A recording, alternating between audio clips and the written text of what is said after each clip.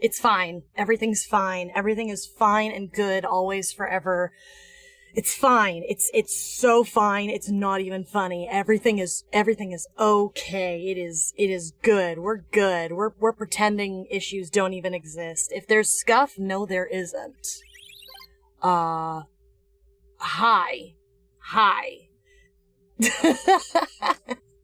Okay, hold on. I have to do the VTuber thing. Hey, lmao, nice to meet you, Earthlings. My name's Koyuki. Welcome back to Koyuki channel. I'm a goofy goober, yeah, and I actually haven't opened up my drawing software yet. I just woke up from the biggest hella nap. We were supposed to go to the arcade today, me and my IRL friends, and that ended up not happening. So instead was me and my roommates went and we got McDongle, and we ate McDongle together, and it was a very, very yummy McDongle. And as soon as I got home from McDongle, like, we were supposed to leave around, like, 6, right? And we were like, when I learned I wasn't going to the arcade, I was like, okay, well, fuck it, roomies, you wanna go get food? And roomies were like, yeah, sure. So we go get McDonald's around, like, 6:37, and then we get home from getting food around, like, 8, and as soon as we all got home, I was like, oog, oog, oog. Like, you know when you're, like, taking poison damage after you eat, like, a really big meal? That was me. That was straight up me. So I look at the time and I'm like, ooh, I got plenty of time. And I go and I lay down, and then I look at my phone 30 minutes later, and it is 11:45. Like, you know when you just lay down and you're like, okay, I haven't been here all that long, have I? I guess I'm just not gonna go to sleep. And no, you've been there forever. Yeah, that was me. So, we're just flying by the seat of our ass right now, which is okay, which is fair and okay and totally fine. And I swear if my connection starts to hiccup again, I will throw myself into the lake. Am I throwing myself into the lake? Hey, OBS, are you good?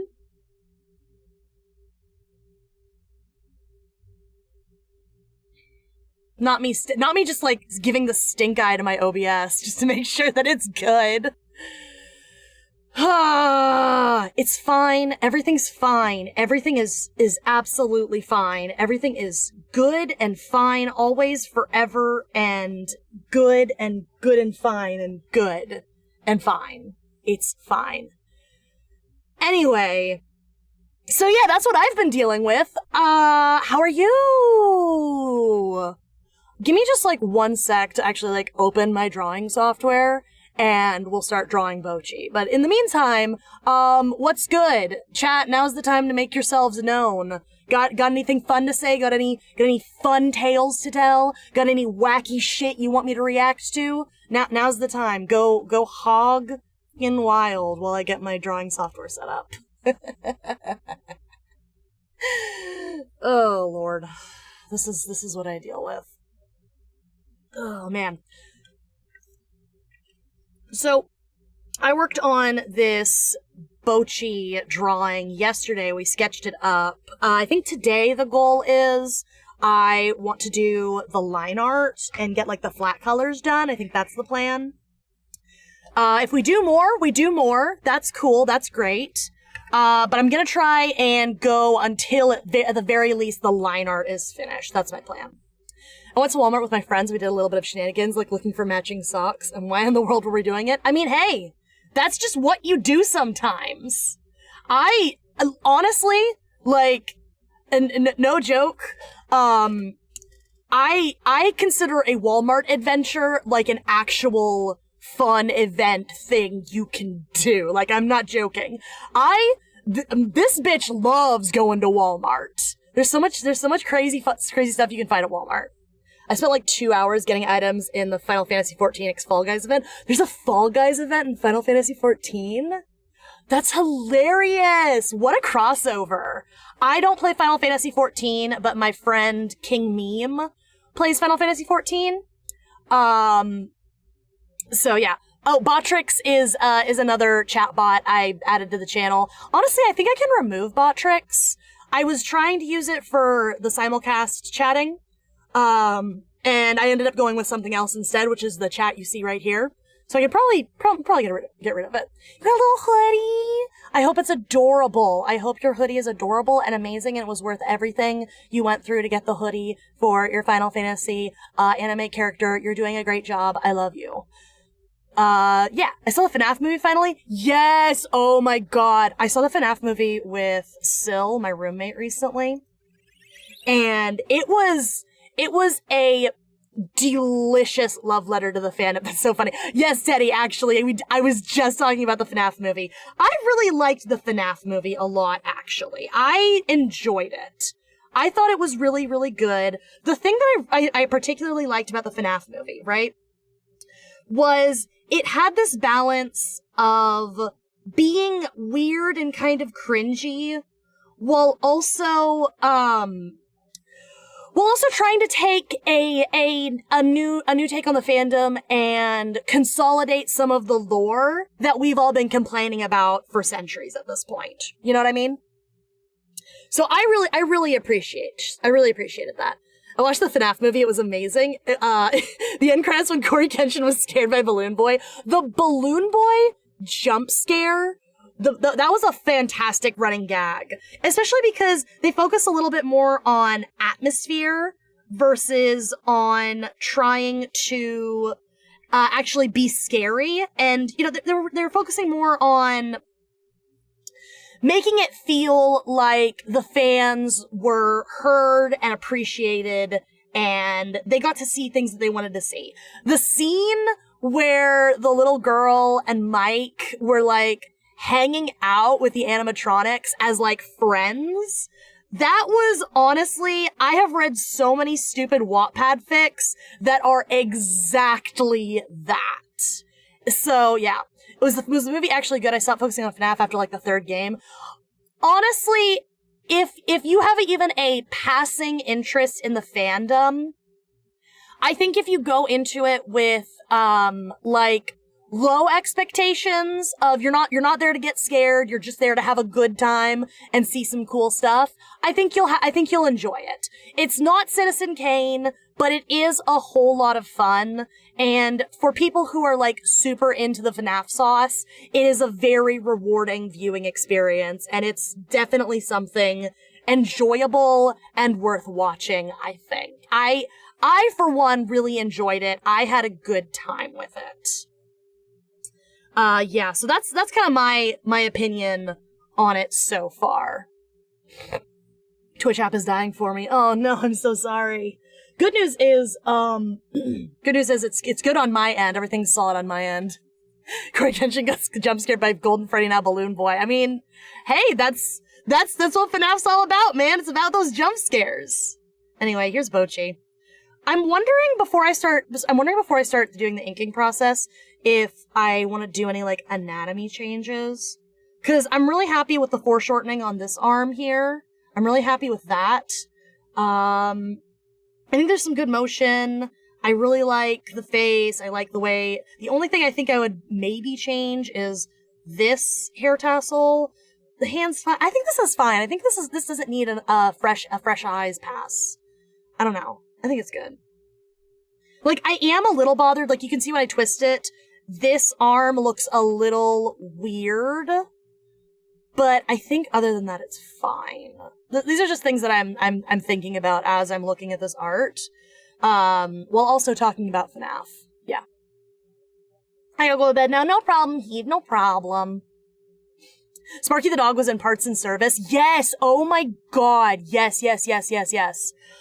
Dude, I forgot Sparky the dog even existed.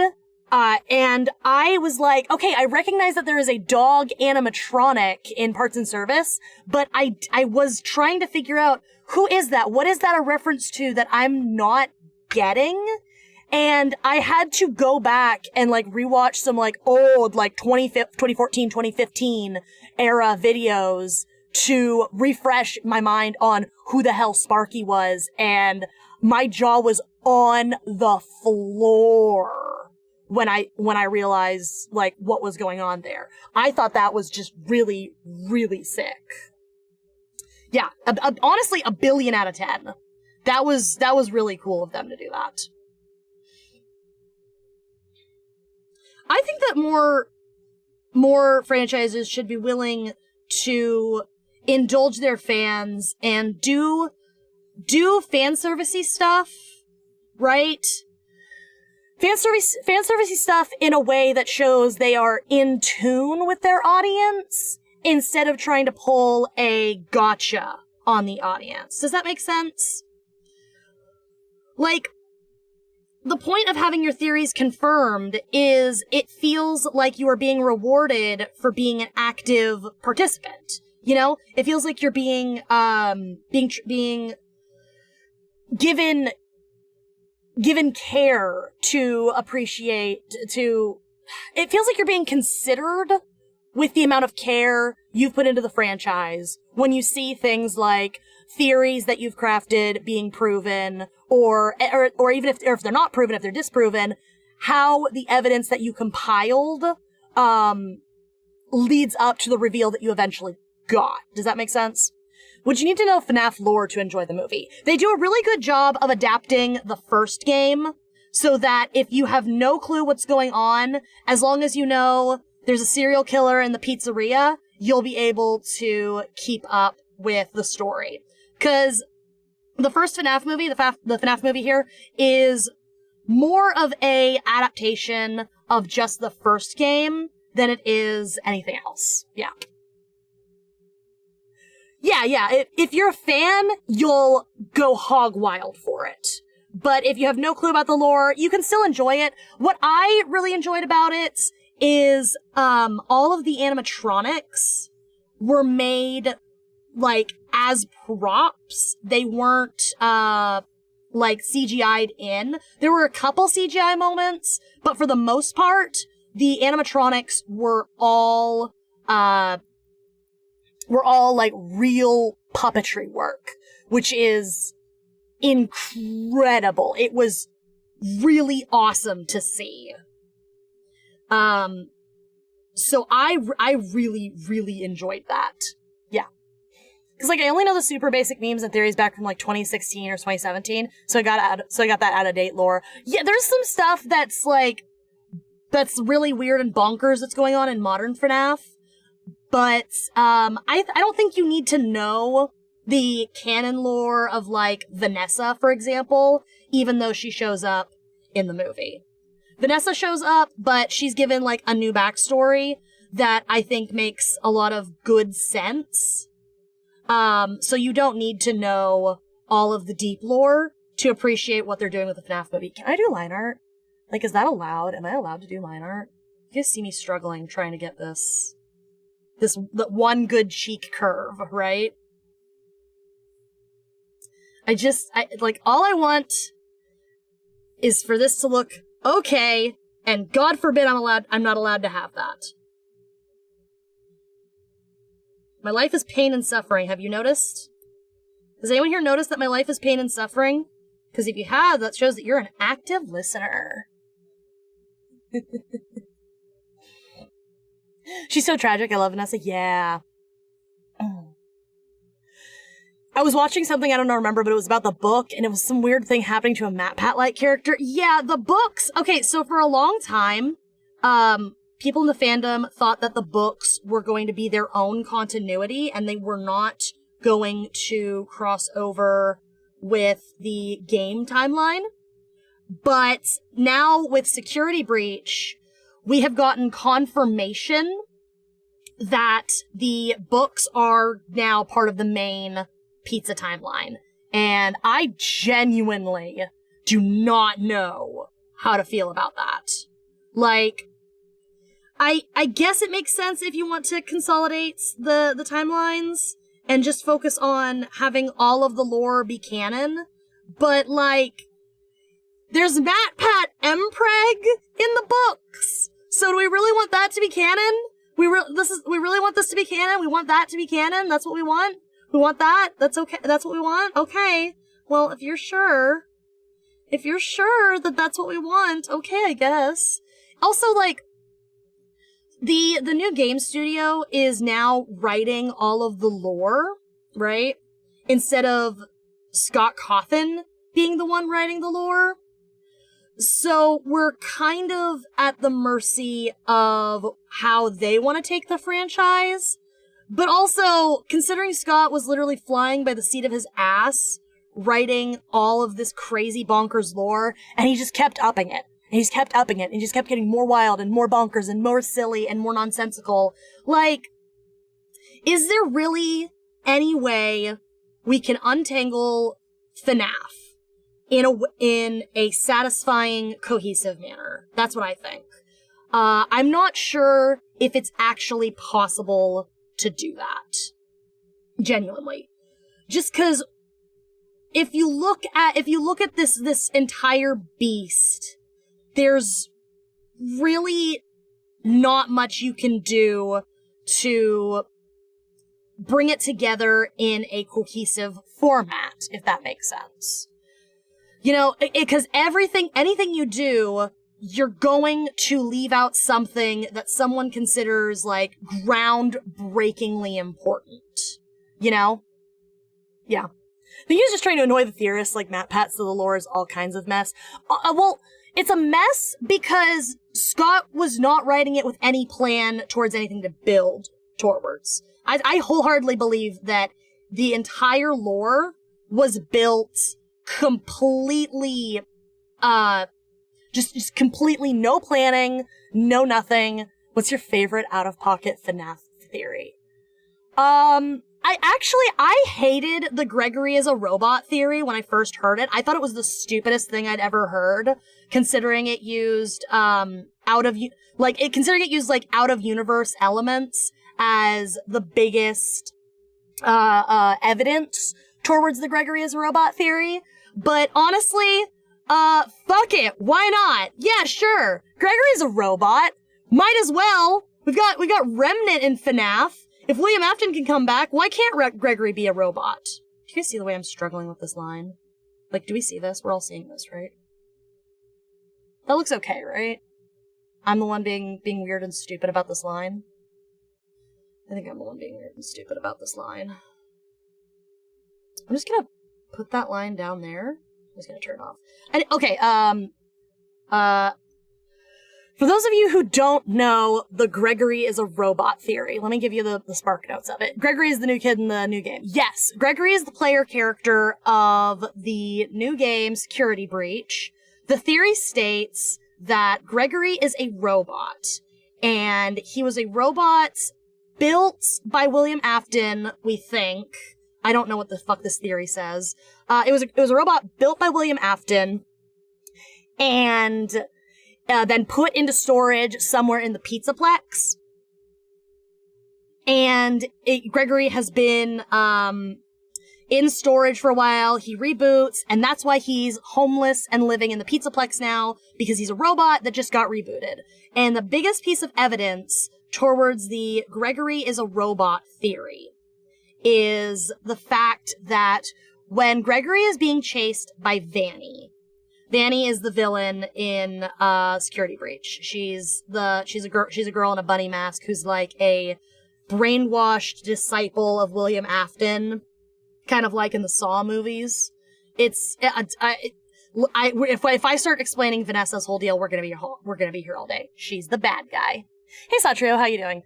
The biggest piece of evidence towards the Gregory is a robot theory is the fact that when you are being chased by Vanessa, as part of the game's way of telling you, hey, you're in a chase sequence now, your heads-up display starts looking glitchy, right? It starts looking glitchy and weird and messed up. And something else in the game is that all of the animatronics, like Freddy, Chica, Monty the Gator, and Roxanne Wolf, they don't see Vanessa. They don't recognize her to the animatronics. Vanessa is invisible. And the the canon explanation for why Vanessa is invisible to the animatronics is because she is glitching out their systems so that they do not register her as existing. They're glitching out her systems. When you're in the chase sequence with Vanessa, things are getting glitchy. Ooh, what if the out-of-universe heads-up display that tells you you're in a chase sequence now is actually, Gregory's a robot too. Yeah. And the reason Gregory's a robot is because Gregory's also the crying child, who's a character who we believe is William Afton's kid, who got bits in the mini games, the prequel mini game, the past mini games that show you what's happening in the past in like the 80s while you're playing in real life in FNAF 4. They think that Gregory, the kid you play as a security breach, is a robot version of that kid from those mini games, and that kid from those mini games was William Afton's son, and just... Hey, Bandy, you are genuinely so correct for getting out when you did. I'm just realizing how I must be speaking in tongues to people. I must sound utterly insane right now, which, like, it's fine. I like being insane. I think being insane is fun. I wouldn't have become a cartoon on the internet if I wasn't a little insane. But also, is this really how I want to live my life? Is this it? Is this it? Is this what I want for myself? Is this what I want for my life and for myself and for my body? It's fine. Everything's fine. Everything is fine forever and ever always, and we're having a great time here today.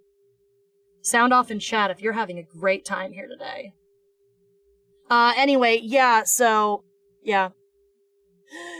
When I explain Fazgoo to people, you become aware of how insane it... Yeah, you really do. I am not going to explain Fazgoo, because I don't even know what the fuck Fazgoo is myself. I know that it's something from the books, but I don't feel powerful and clever enough to explain Fazgoo to an audience of people on the internet. What's Fazgoo?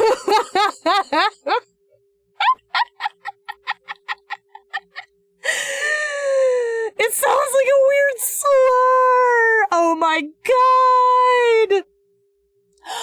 New slur for the FNAF fandom just dropped, boys. Oh my god. Fazgoo. God, it sounds like a drug that you can only get at Freddy's. Hey man, you know, me and my friends are going to the pizzeria, we're gonna hit some of that good Fazgoo. You in? Ignorance is bliss. Honestly, high key. It genuinely, yes, it is. Oh god. Hey, actually, I'm gonna go off topic for like 2 seconds really quick, because I want to show you guys something. Where is it? I think if you're in the Koyuki club, you've already seen this. But I want to show you guys this just because I'm really proud of how it turned out. I really like this. Let me get it loaded up really quick for you.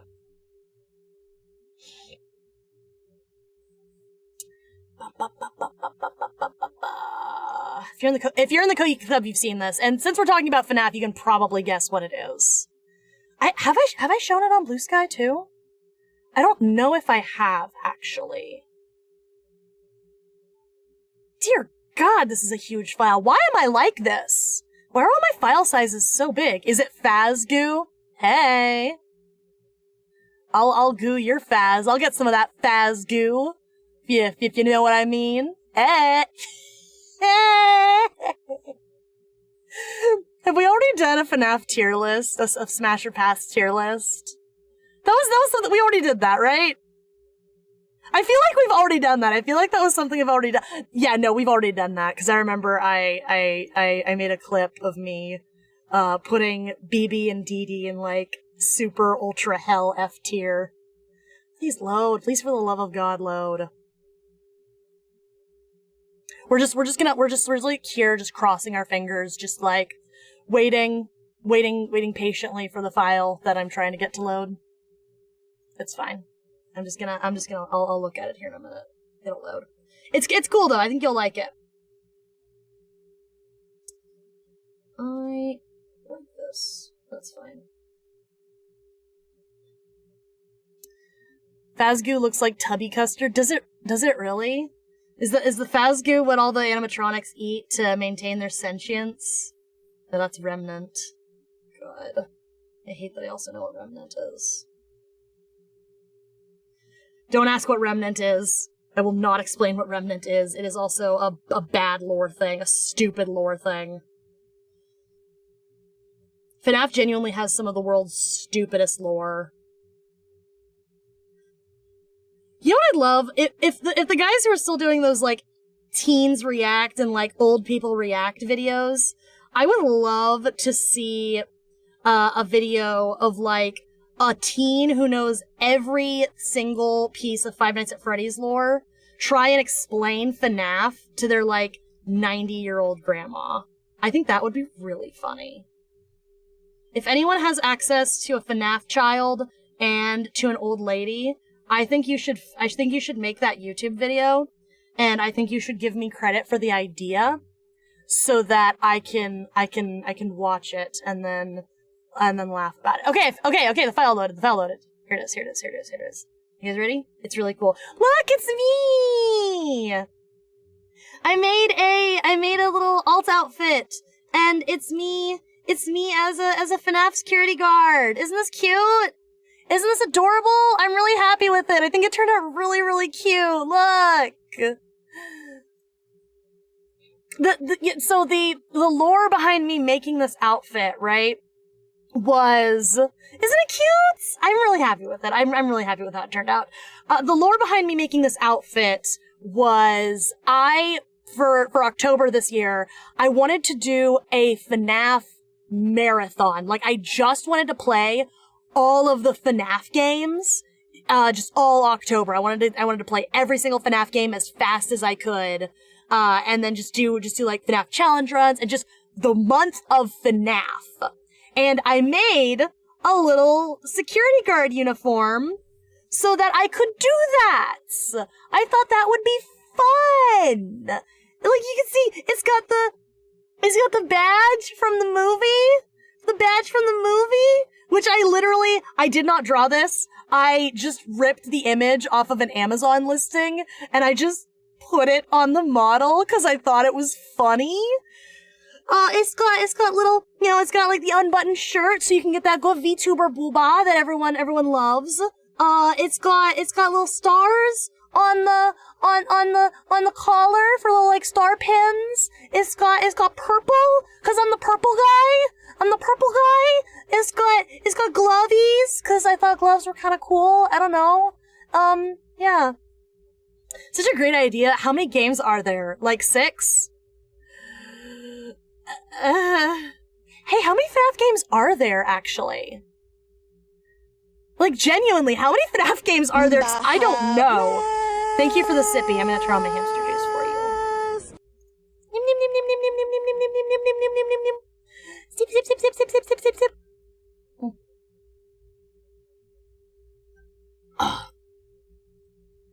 I'm back. Why are you drawing yourself as a slutty secretary? No! I'm not a slutty secretary. Why do the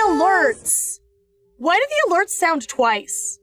I don't know why the alerts sound twice, and I'm very, very sorry about that. So we're just gonna be getting double sound alerts. Actually, hold on. Give me like 2 seconds. I think I might know why the alerts sound twice. Check this.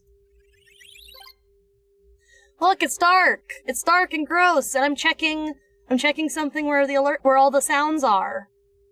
No, it's not in there. What the hell? I don't know why it's sounding twice then. Don't know, but it sounds like I deserve 2 sippies. Fine. There you go. You got your sippies. More than 12, probably around 17 if you count the ones for charity streams. Hello? I'm sorry, genuinely, What? There's like 17? I don't believe it. There's actually 17. I don't believe there's actually 17 games. There's no way. There's no way. If you count FNAF World, maybe 10. Yeah, right? Cause I count all of the augmented reality games, all the mini games in the augmented reality game, or like the VR game, excuse me. I count all the mini games in the VR game. I count that as one game. Cause the VR game is like a collection of all those games. Right? Hold up. Anyway, to answer your question, Radbat, I'm not a slutty secretary. I'm the purple guy. I'm the man behind the slaughter. I work at Fazbear Entertainment as a security guard. Yeah, no, like, there's not 17 games. No way. There's FNAF 1, FNAF 2, FNAF 3, FNAF 4, Sister Location, Pizzeria Simulator, FNAF World. I don't count the games in the Fazbear Fan Initiative. That doesn't count. The VR game, Security Breach, I don't count Ruin as a separate game. So like 9 or 10. I got 9 on my fingers right now. Ugh. Did you guys like that? Did you hear it? Yeah, I don't think that there's, like, more than 10, maybe 11. If we're being particularly generous. 1 through 4, Sister Location, FNAF World, VR, Security Breach. Yeah, exactly. There's a lot of games in the FNAF, like, fanverse games. All of those games, those all exist. But those aren't canon FNAF games. Those are just their own thing that have, you know, the blessing of the IP holders to exist. You know? They're more like commissions, if anything. Oh, Freddy in Space? You're counting, Freddy in Space? Oh, yeah! Are we counting Freddy in Space as a FNAF game? I forgot Freddy in Space existed, if I'm being completely honest. Yeah, I totally forgot. Oh, okay. Yeah. Yeah, I guess Freddy in Space is a FNAF game. I wouldn't have counted Freddy in Space just because I forgot it existed and it's not like, it's not in the mainline series, I don't think. I thought Scott Coughlin retired, but didn't he still make Security Breach? He was like a producer on Security Breach. So basically he had like a creative, he had a creative role working on Security Breach, but he didn't like make it himself. He wasn't the project head, if that makes sense. So yeah, that's what's going on with Security Breach. The like creative leaders of Security Breach are now the people at Steel Wool Studios. That's what's going on there, I believe. Freddy in Space. If I remember Freddy in Space correctly, it was like a little short game that was made for a charity event. That feels correct to me. Yeah.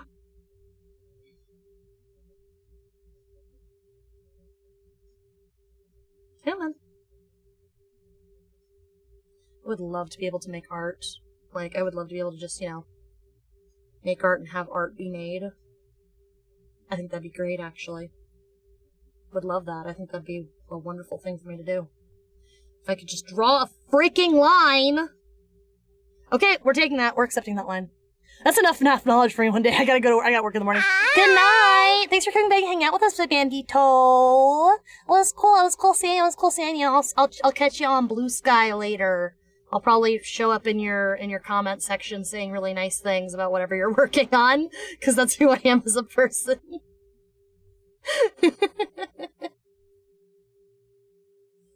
Buenos nachos. Hey, Ghost, how you doing? I'm sorry for exposing you to Fazgoo.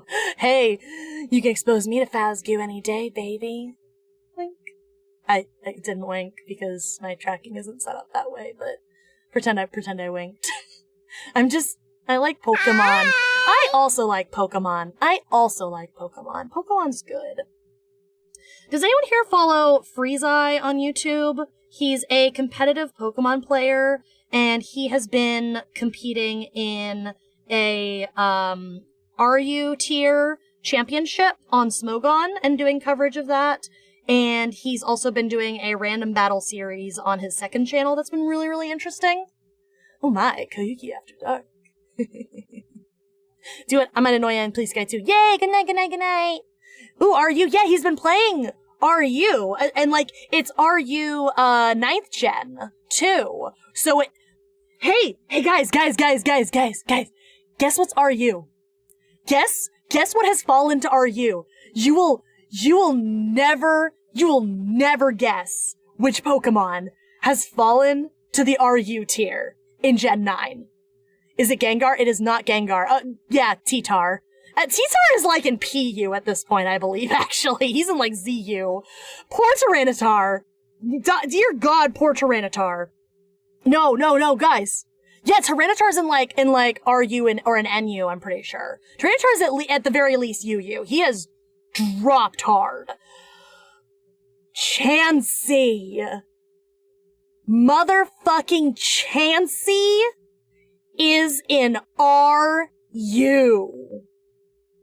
I am not joking. The fucking power creep in this series is real. I'm so glad all my Pokemon people who like understand the meta know how big of a deal it is that motherfucking Chansey is in RU. Yes, I'm not joking. Chansey appeared in one of Freezeye's RU videos pretty recently, and when I say my jaw was on the floor.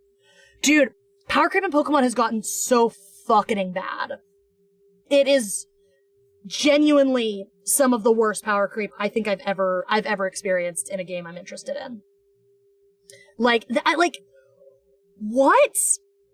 Because Pokemon, like, hey Zephyro, oh my god, it's Zephyro. Hey Zephyro, what's up? How are you doing? Good to see you. What I was talking about, power creep. The power creep is so bad. Dragonite is holding on pretty good.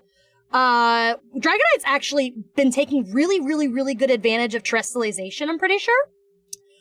Cause Tyranitar has been seeing some really good VGC usage with its Terra Normal, extreme speed set. It's kind of like Arceus at home, with the Terra Normal extreme speed set. That was one of the sets that people really got interested in using Dragonite for. But basically, like, if your Pokemon has to terrestrialize to be good, it's generally not worth it.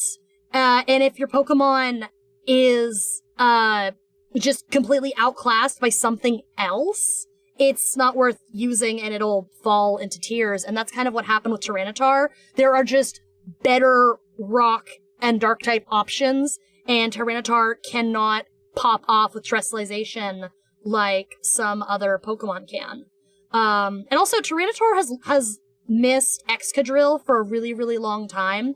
Excadrill was like the perfect partner for Tyranitar, which is part of the reason why Excadrill took over Gen 5, in competitive. So yeah, it is a T-Tar and Excadrill was a godly combo. Insane. The moment Excadrill comes back in like a DLC, I think we're going to see the rise of T-Tar again. But honestly, if T-Tar and Houndstone?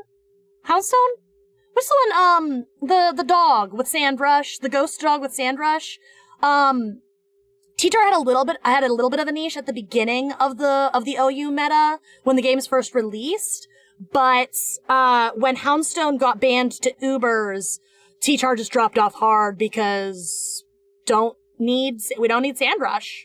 There's no Pokemon that can really take advantage of Sandrush, I believe. Houndstone more like Diet Chandelure, on God. Chandelure dog. Yeah. Dragonite deserved a break, TBH. Honestly, yeah, Dragonite did deserve a break, TBH, just because Dragonite, I think, was at risk of getting power crept. It had been holding on good with, multi-scale and scale shots and, having some good abilities and still solid stats. Its stats are still okay. It's not godlike or anything, but yeah, it's definitely something that was holding on. So the fact that it got such a good boost with, being able to take good advantage of terrestrialization was huge for Dragonite. And I'm really happy about that. I really like Dragonite. Dragonite's one of my favorite Pokemon. Yeah, wow, just the Pokemon meta is getting absolutely hog wild bonkers. Houndstone was absolutely hilarious. It was really crazy just how effectively it could sweep a game. I don't really like Dragonite because I really like Dratini and Dragonair. Yeah, I can see it. Have you seen that fan-made design for Dragonite that makes it look more like Dratini and Dragonair?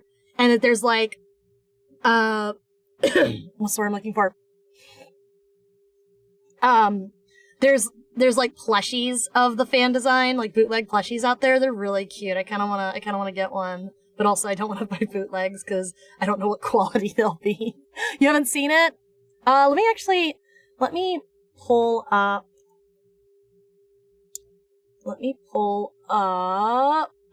the bootleg Dragonite for you really quick. Just so we can see this bootleg Dragonite that I'm talking about. Nope, that's the wrong one. There we go. Let's see. Bootleg Dragonite plushie. It's really cute. It's really, really adorable. Here it is. Oh my god, hold on. I just... Chumbi! Oh, Chumbi! Here he is. See? Dragonite. This is cute, right? Like, this is really, really cute. Like, I'm not insane. This is adorable. I low-key, high-key want it. Like, low-key, high-key. I think it's really cute. I don't know. I think it's a good way to continue the line. And the themes that were explored in the design. I really want that. Okay, I'm glad I'm not insane. I'm glad I'm not insane for liking this. Cause I think it's really adorable. Replace the life-size Lucario donation bar with a bootleg Dragonite plushie. He's so scrungly, he is scrungly. He's a little scrungle bungle. I love him. I love him. I want him in my arms now. Can you even buy him right now? I don't know where you'd buy him, because you would buy him from some kind of bootleg website. And I don't know, I could probably find him on eBay. I don't know. He's probably only like $20. If I put him on my throne, would anyone get him for me? If I put it on my throne wish list? I don't use my throne wish list for like anything ever, because I don't really have things that I super duper need or want that I want chat to fund. And also, like, I don't feel like asking you guys for money. Don't look at the Lucario. The Lucario thing I feel like is a joke more than anything, just because it's like $500. I just think it would be very funny if Lucario happened, period. I do not intend that to ever happen. Minus me going fucking viral at some point, which is never happening. Yeah. God. Speaking of Pokemon, have you ever heard of the canceled Scooby-Doo movie called Scooby-Doo and the Anime Invasion? I have not, actually. That sounds really interesting. I'd watch it. Do you guys remember last year for Simpsons Treehouse of Horror when they did a Death Note parody and they got the actual studio that did the Death Note anime to animate the parody? And it was really, really amazing. Lisa killed Mr. Burns. It was really good. God. That, I still think about that. I think about that every day of my goddamn life. I saw that it's Death Note parody. I mentioned it last time. Yeah, that's probably why I was thinking about it. Yeah. VGC is very insane, TBH. VGC is insane.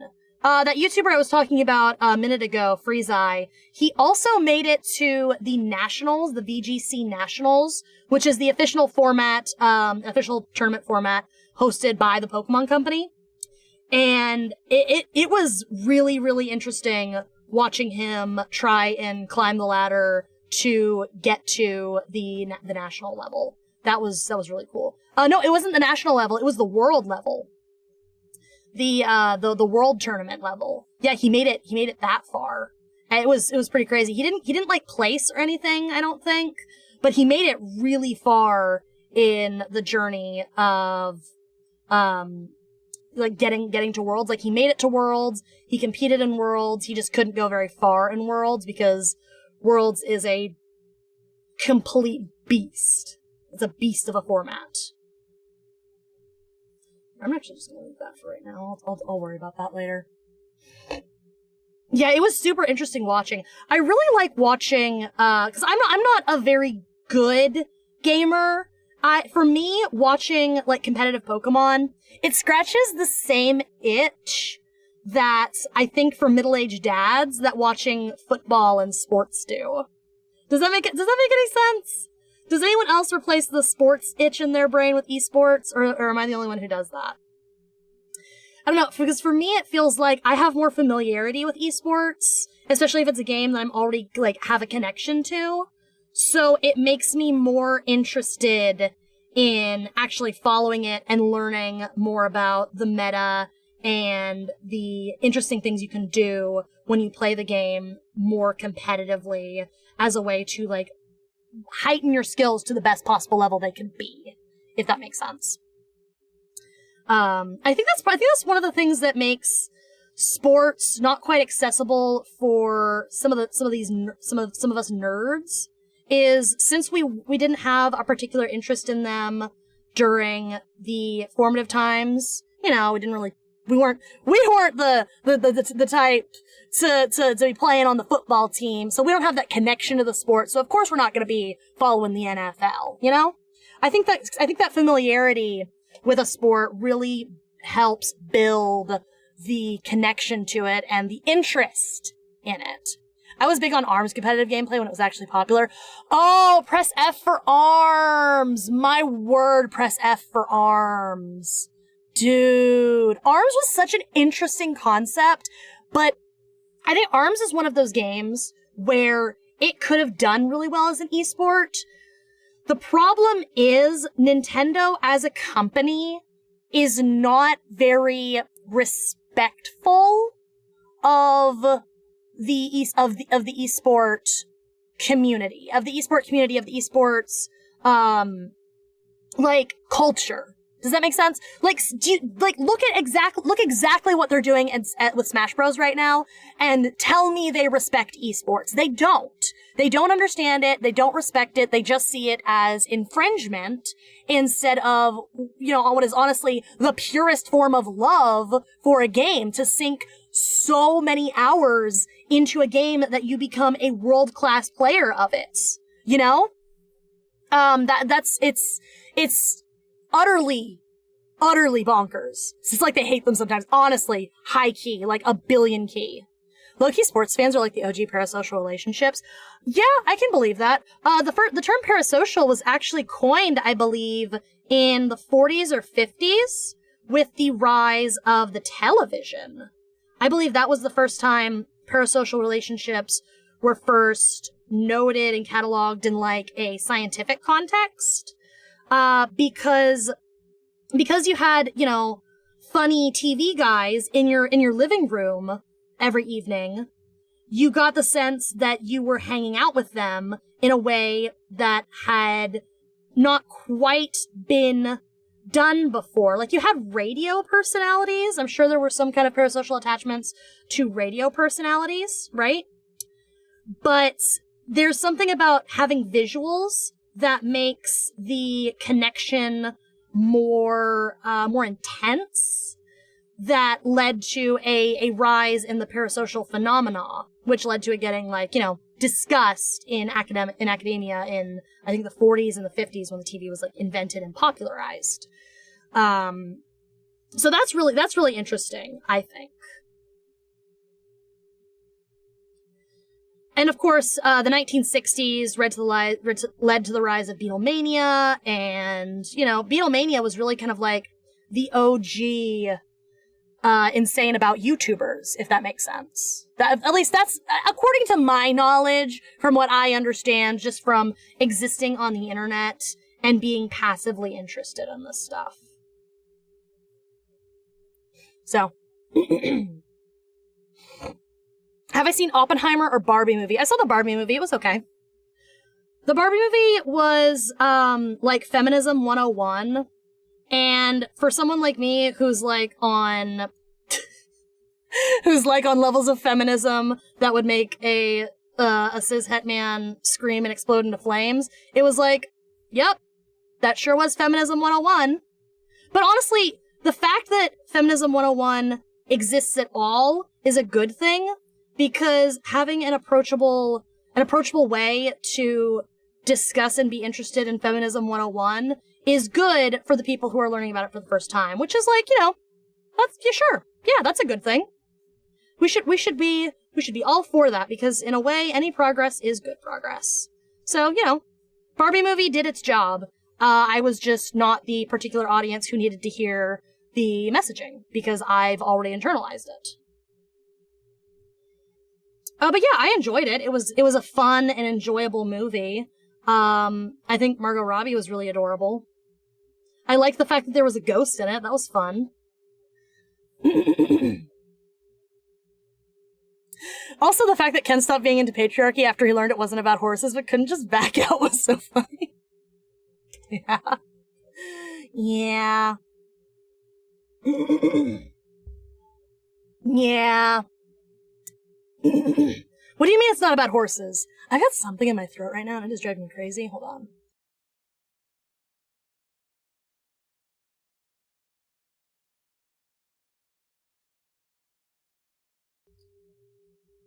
Excuse me, I had to do a repulsive garbage disposal cough, and I didn't want you guys to hear it.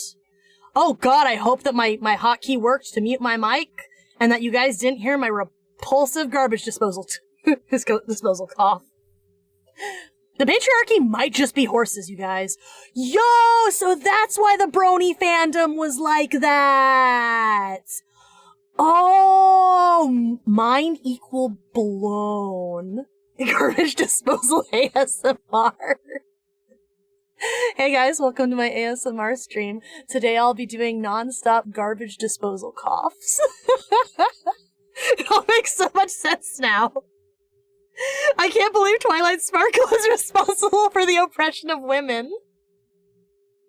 So fucking stupid.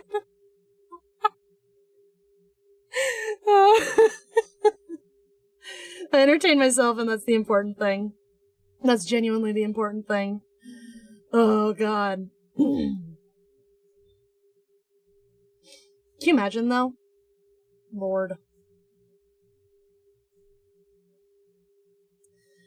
Is that cute? Do I like that, actually? No, I don't. I think it looks dumb. I think it looks dumb and stupid, and I'll just come back to it later. And that's fine. I'm allowed to come back to things later. Go ahead and merge that. I want aggressive coughing ASMR, God. I'm not doing aggressive coughing ASMR. I am retiring the ASMR bit.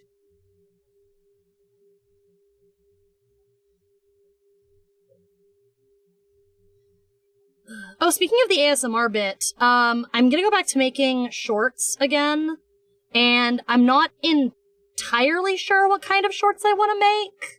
Because some of the shorts I was making before I went on break to fix my computer, I liked them. I thought they were fun, and I thought they were funny. But I also want to try, like, new things instead of, like, pigeonholing myself into series that I think aren't gonna perform well, right? Like, I tried to do an ASMR like, shorts series, and it really did not get any good traction.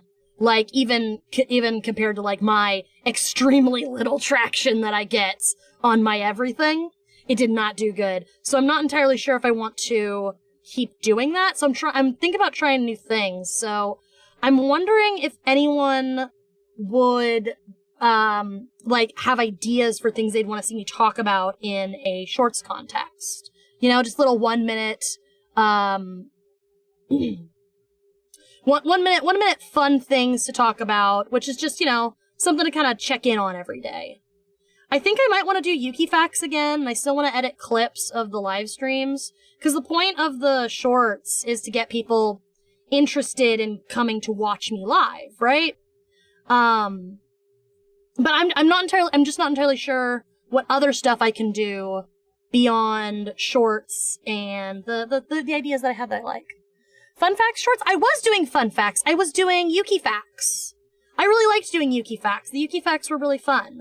I would do like a Wikipedia roulette until I find a Wikipedia article that I liked, and then I would find some facts from that Wikipedia article and I would share them. And I don't know if you guys notice, but hey, I have just stopped going. Huh.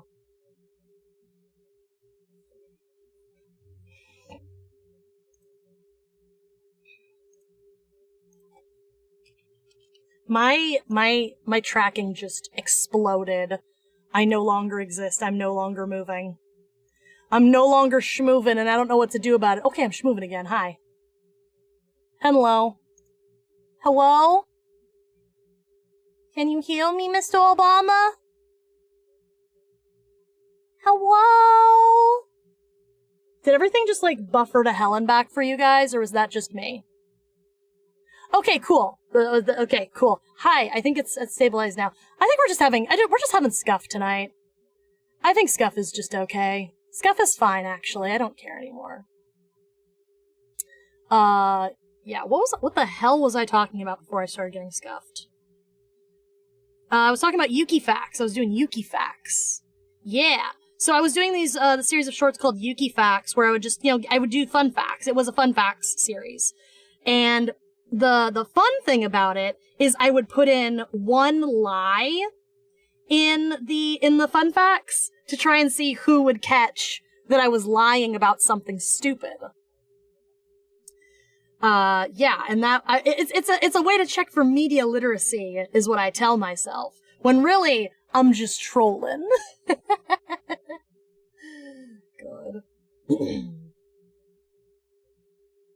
That's cute, right? This is anything? I think it's something. I think we're doing a great job.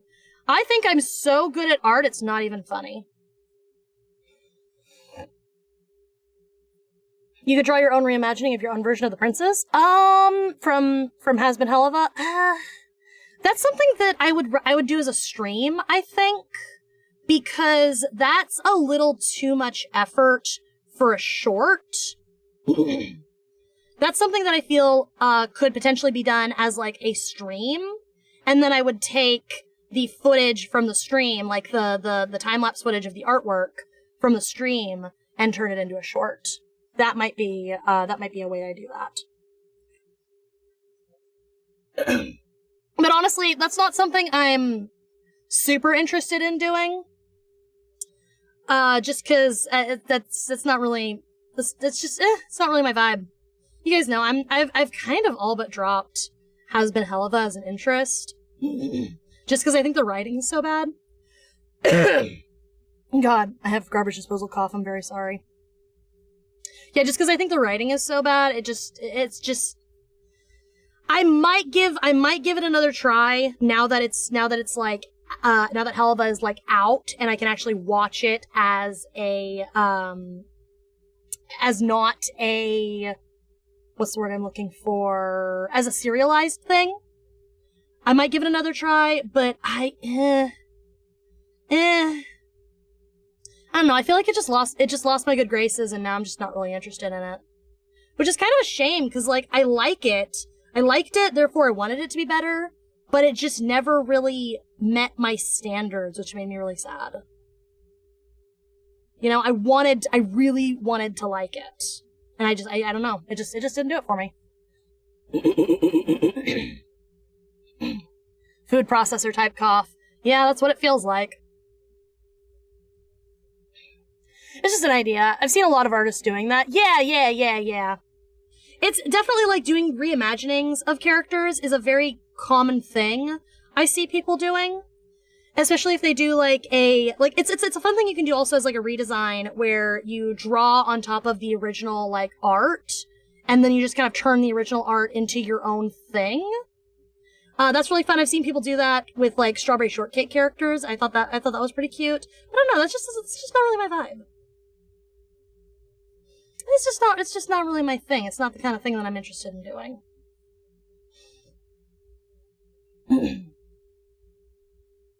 The voice of Pim from Smiling Friends plays one of the princes in Hell of a Boss. That's really funny.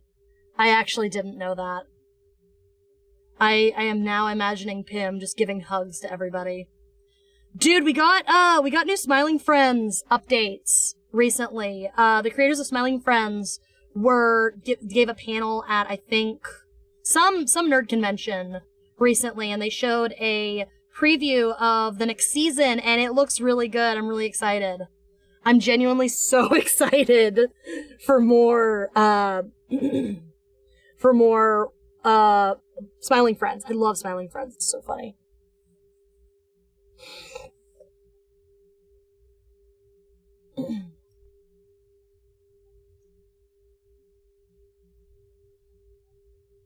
Come on. It's fine. We're just gonna say that it's fine, and we're not gonna worry about it, and we're just not looking at that part that's bothering me, and we're gonna pretend that everything's okay and fine, and that we like it, and we can go back and make all of the line art have fun weight to it later. It's okay. Everything's okay. Everything is okay forever, good. Everything okay, good forever.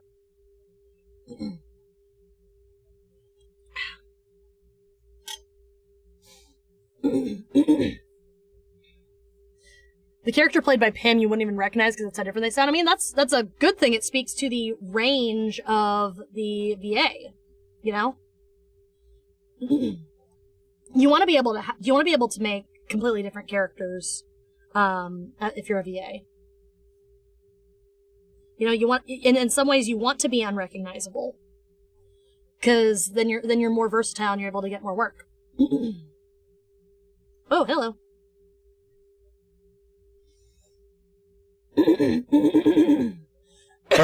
My God. I've been working on stickers for like a week, and doing clean, precise line art is something I have not missed. See, I'm such a perfectionist. I can't not do clean, precise line art just because it bothers me if things aren't nice and neat and pretty. It bugs me to no frickin' end. And I'm trying so hard not to be a perfectionist about it, and I will still be a perfectionist about it forever and ever, always, forever. Just because that's who I am as a human being. And it sucks. I want to just be able to just, you know, do whatever I want and chill and not be super worried about it, but I will worry about it. I will worry about it, and it must be perfect, and it must be nice, and it must be neat, and have good edges, and, I'm insane. I'm ready to be committed at any time. Let's go. Bring it on. Lord. I do think this is turning out pretty cute, though. I'm pretty happy with this so far. I'm trying to do these little, like, chibi, like, poster portrait things, you know, just because I think this would be a fun thing to start doing as commissions, drawing people's VTubers doing fun stuff like this. I think that'd be kind of nice. But, we're chilling. Hello! Welcome to the stream, Natsuki. How you doing? Welcome. We're drawing Bocchi today. We're drawing Bocchi, baby! This man is insane. Yes, thank you for noticing.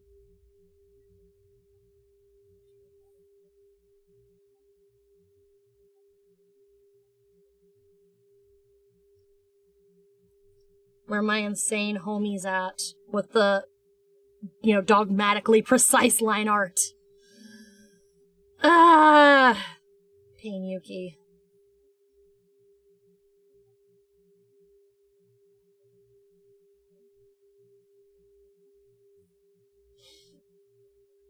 Zephyr, what stickers have you been working on? Have you been, setting up a merch store for your channel?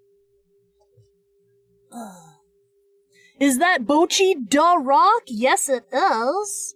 I did a little, chibi kind of poster thing of Bocchi for a friend of mine. My PC was messed up recently, so I had to rebuild it, completely rebuild it from scratch, new parts and everything. And my friend built the parts list for me, so I didn't have to, do all my own research and find good parts and all that stuff. And what the heck? What to heck? Did I just get a follower on the twinch.coms? Thank you for that. Big appreciates. Wait. The fact that was a Twitch alert and not a YouTube alert that I just heard. That I think I know why the alerts are double sounding now. I think the Twitch alerts are going through. But for some reason the Twitch alerts are also coming through as double Cloudbot redeems. What? Streamlabs? Please don't mind me. This is actual footage of me losing my mind. Yeah. I think I just solved a mystery that has been plaguing me since my return. I will have to look at that later tonight. What on earth? Anyway. Yeah, I've been doing a variety of stuff, unrelated things I've covered, so right now I'm working on some Ruby ones. Hell yeah! Ruby is actually one of those things that I never got around to watching. I don't know, it never happened for me. I never got into it. Is it good? Is Ruby good? Do we like Ruby? 'Cause I've heard that Ruby ended in a kind of unsatisfactory way. And I don't know if I want to get invested in something, only for it to end up being bad. It's alright. I wouldn't have touched it, but it's my boyfriend's fault, lol. Yeah, I've gotten into a lot of stuff because, friends of mine were into it, and I was like, I don't know if it's my thing, and then they make me watch it, and I'm like, yeah, okay. I see why this is enjoyable now.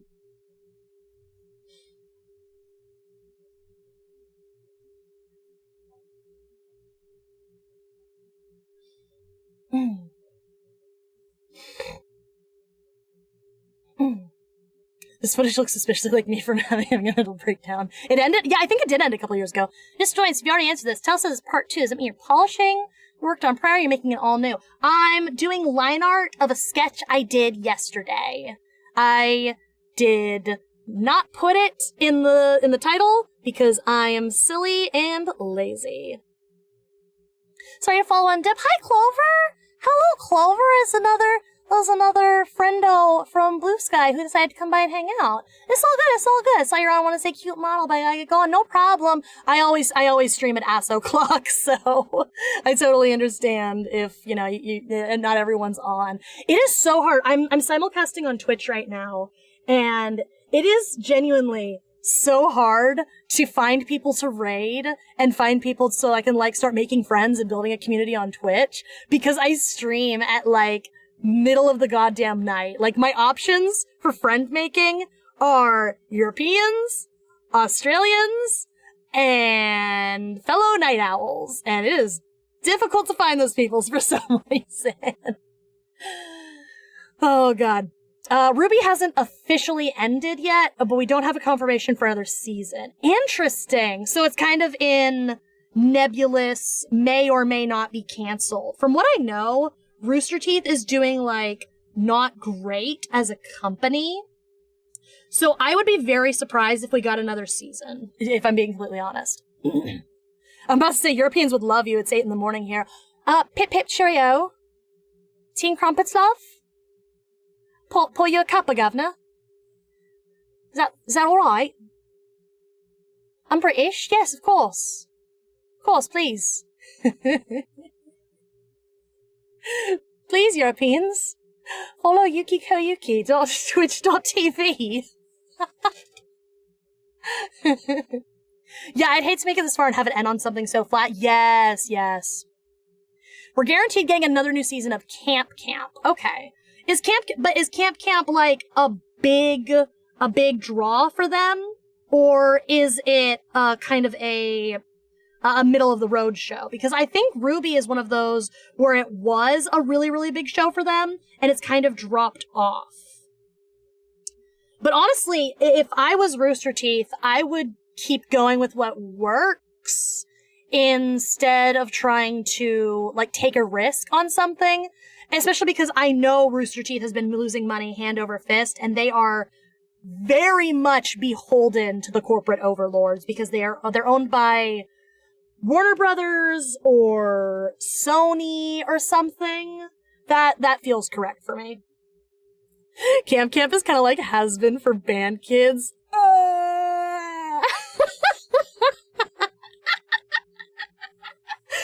Oh my god, why does that feel like such a burn? Why does that feel like such a burn? Oh no! If I was a band kid and a Camp fan, I think I'd be really offended.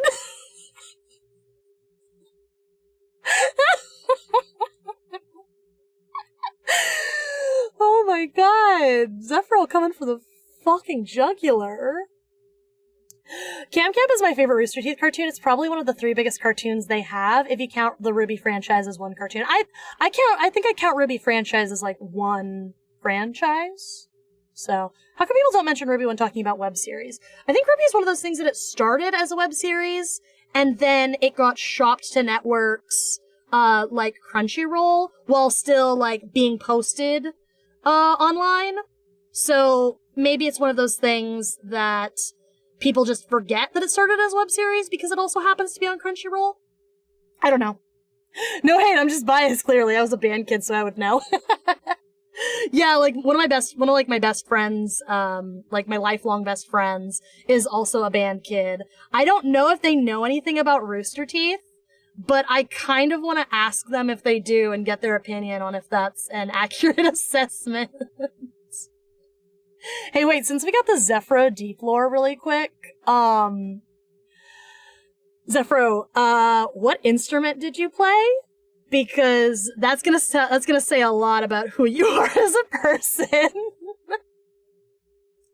I was never in band. I sung in choir. I don't know if that says anything about me. I wasn't a theater kid, though. You'd think. I have theater kid vibes, don't I? Do I have theater kid vibes?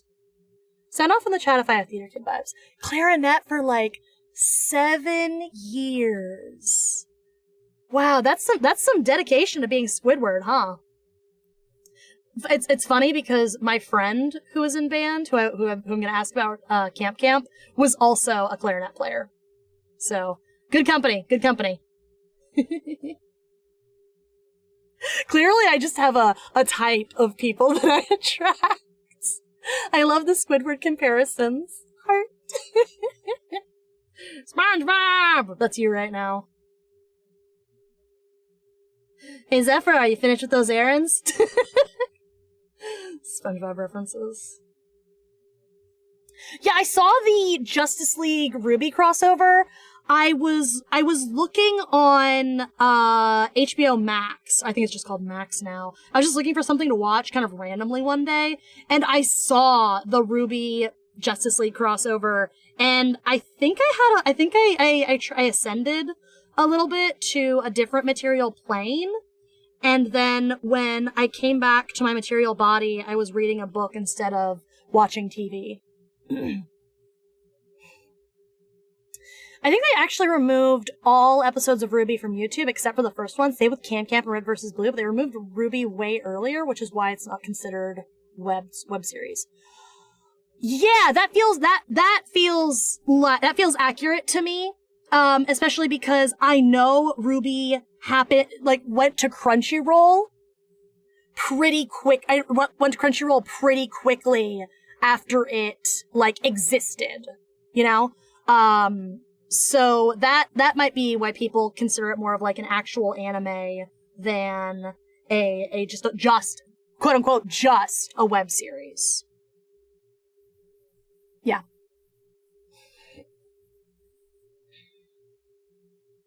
Wow, I can actually do art. What the hell?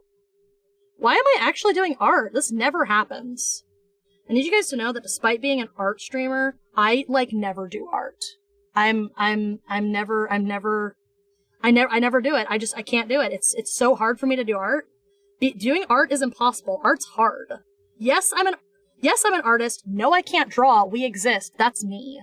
So I'm actually kind of happy that this is turning out really cute. And I hope that when I wake up tomorrow, I don't hate it. That's the real test of when you draw something and you're thinking to yourself, oh, hey, this is coming along kind of nice. I'm pretty happy with this so far. And then you wake up the next morning and you're like, oh, never mind. I hate it. Yes, I'm an artist. No, I can't draw. We exist.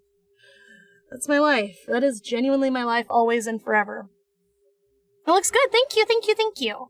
I'm really, really trying to make this chibi cartoon style I have going on that, I based my VTuber model after. I'm really trying to make it work and to use it to capture the vibes of characters while also capturing the I specifically with this art style I'm trying to do. I'm inspired by old school emo art, you know? So that's kind of the vibe I'm trying to do, 2000s cartoon art.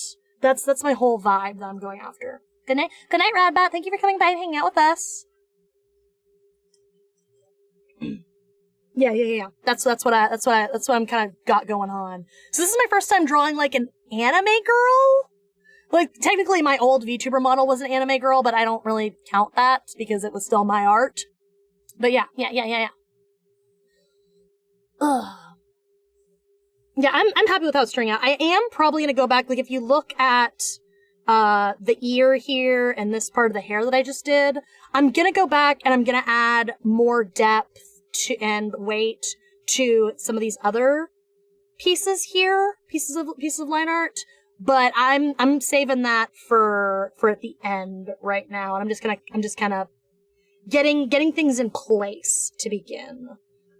Here, let me see if I can actually show you guys a sketch that I did that I'm really proud of.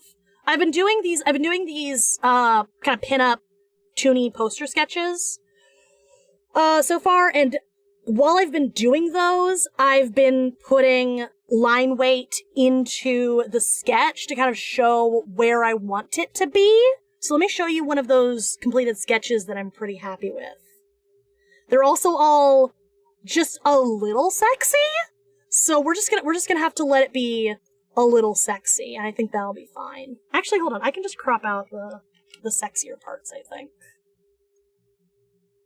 and it'll be fine.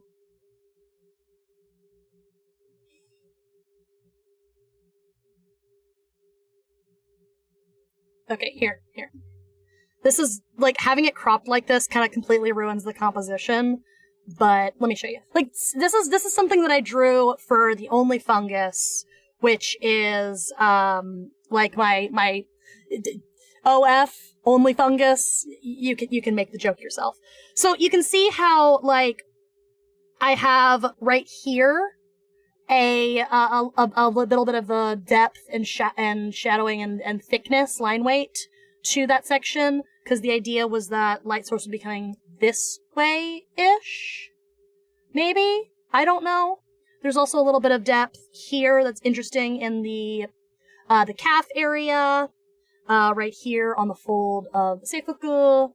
I'm putting line weight in my sketches so that I can refer back to it when I'm doing the line art later. I think I might line this. I might line this sketch here and color it later. I'm not sure yet. I haven't decided, but that's kind of what I'm doing. And I didn't quite do that here for Bocchi. If I turn this off and turn this up, you can see that I didn't go back while I was sketching it and redevelop lines where I'm fairly certain I'm going to want to have more weight. 'Cause I think that I'm still not sure myself. In general, I think the idea that I'm going to stick to is just the thicker lines are going to be on the outside, thinner lines are going to be on the inside. That's always a good rule of thumb when you're doing art and trying to do line weight. Another good rule of thumb when you're doing art and trying to do line weight is decide where your light source is coming from. I think for the case of Bocchi here, it's going to be coming like maybe this direction. That's how I might do my light. I might have light just coming directly that way. And then put your line weight heavier on the side where the shadows are going to cast. So if the light was coming from right here, then everything on this side of a 3D shape would be darker. So like this part would be darker, these parts would be darker, this section would be darker, if that makes sense. And I can just eliminate that. This is just stuff that I'm thinking about and that I'm not very good at. Yes, I'm an artist. No, we can't draw. We exist. Give me like 1 second really quick. I just remembered I need to do something. Anyway, yeah. I'm happy with how it's turning out.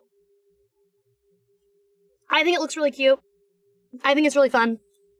And it's fine. It's fine. Okay, we're good. We're good. Anyway, yeah, what was I talking about? Were we actually talking about something, or was I just rambling forever and ever, always forever? Like an insane person, which is, typical for this channel.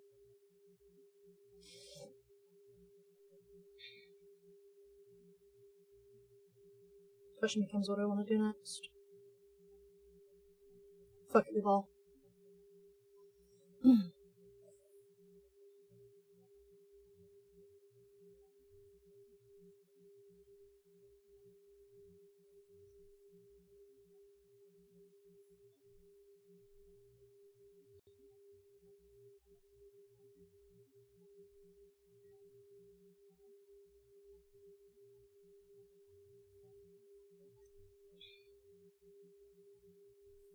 I genuinely lost my train of thought. Oh, God.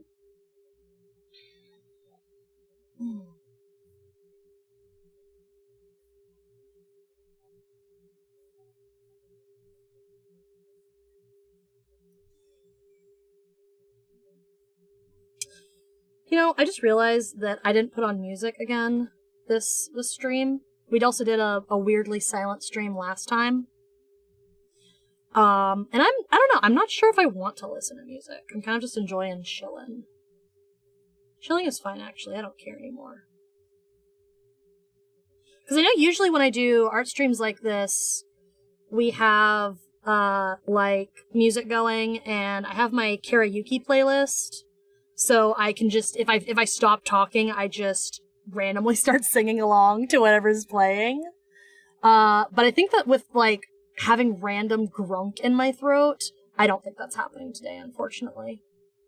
Just cause, it's bad. I feel like I got, you know how you got junk in your trunk? I got grunk in my trunk, if that makes sense. Did I already talk about that hella good nap I had earlier? I think I did. I did talk about that hella good nap I had earlier. When we went and got McDonald's, and then I came home and I immediately just passed out and died, kill, die forever. God. In case you ever wondered what a glimpse into my life is like, passing the hell out after eating McDonald's is a pretty good approximation of it, if we're being completely honest.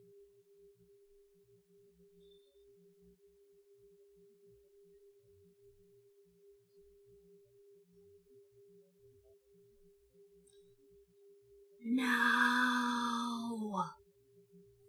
No, you can't do this to me. When there's just a little piece hanging out. Go away! I don't want you here. It's 2:30 a.m., so I gotta go. No problem, Jasmine. Thanks for talking about wacky FNAF stuff with us. It was really fun traumatizing non-FNAF people with you. Dear God, the FNAF lore is an utter mess. Hey Zephyro, have you done a video on FNAF lore yet? Because FNAF is kind of popping off in the algorithm right now. If you were to make a FNAF video, I think you might get some really good traction. There's a guy I've been following here on YouTube. He made a FNAF video recently, just because he wanted to make a FNAF video. Actually, I just did! I knew it! I knew it! Why haven't I gotten that pushed in my recommendeds yet? Because, like, I have a whole list of, I have my watch later, list is full of, like, video essay types, and for a while there, my watch later was just your videos, because I binged them, and I haven't, ever since I caught up on your videos, I haven't gotten them pushed to my recommendeds yet, because I haven't been binging them. So I need to double check your new stuff, because the algorithm has clearly not been doing its job. That's so funny. What kind of video was it? Were you talking about like FNAF lore? Were you talking about like history of the fandom? Dude, do you follow any FNAF tubers? Like people who just talk about FNAF? FNAF Tube is genuinely unhinged. There have been some bonkers things going on in FNAF Tube. Like the most recent thing, like I don't think anything recently has happened. Unfortunately or fortunately, depending on how much of a drama-hungry bloodsucker you are like me. But there's been some silly stuff that happens over in FNAF Tube. It's really fun. It's really funny. It's all like dumb stuff too. Like, oh, these guys got into an argument, and now everyone's up in arms about it. It's really dumb. I covered all the games from 1 to 6, and then the lore, because I think the main story is the most interesting. Scary Breach and Health Wanted are fun, but the lore is so confusing. Yeah, I agree. I concur. I very much agree with that assessment. For me, I view FNAF in phases. And we have left all of the old phases in the dust, right? Like, the first 3 games were their own phase, and then we had the FNAF 4 kind of era, all of those phases, and... Did I? Oh god, no! It's over! We are still back. Please tell me I'm on the right layer now. Merge the layer, Kronk! Wrong layer! Okay, cool, I did it. Anyway, yeah, so FNAF, for me, is in phases, and we're definitely in a new phase right now. So the first 3 games were their own phase, right? Because they had to have a cohesive story. Can I say words? Is that okay? Am I allowed to say words? The first 3 games are a phase because they have a cohesive story of, William Afton, kind of his deal. And then FNAF 4 onwards is getting into the extended characters of the story of William Afton. So that's where we get, like, the Crying Child, who I think the fandom consensus is still the Crying Child is William Afton's son. Mike, all that stuff. That's all its own phase, and then we're in a completely, like, utterly new phase. Yeah, William Afton and then his victims. Yeah, exactly. Yeah, it's all completely new now, and it is kind of insane. I have a more cohesive breakdown of the phases of FNAF lore in my brain. But I'm currently drawing Bocchi, and that is not conducive to a ranting about FNAF environment. Yeah. I'm over here thinking about an abandonware arcade game about a haunted circus. Oh, wait. You posted about that in our group chat, didn't you, Kryptonite? Because I am totally down to play some abandonware. I'm thinking that next week I might play some abandonware games. Just because I've been craving playing, like, Jumpstart. I really want to play Jumpstart, like, just so bad. I need to play Jumpstart right now immediately. I need to play Jumpstart so bad it makes me look stupid.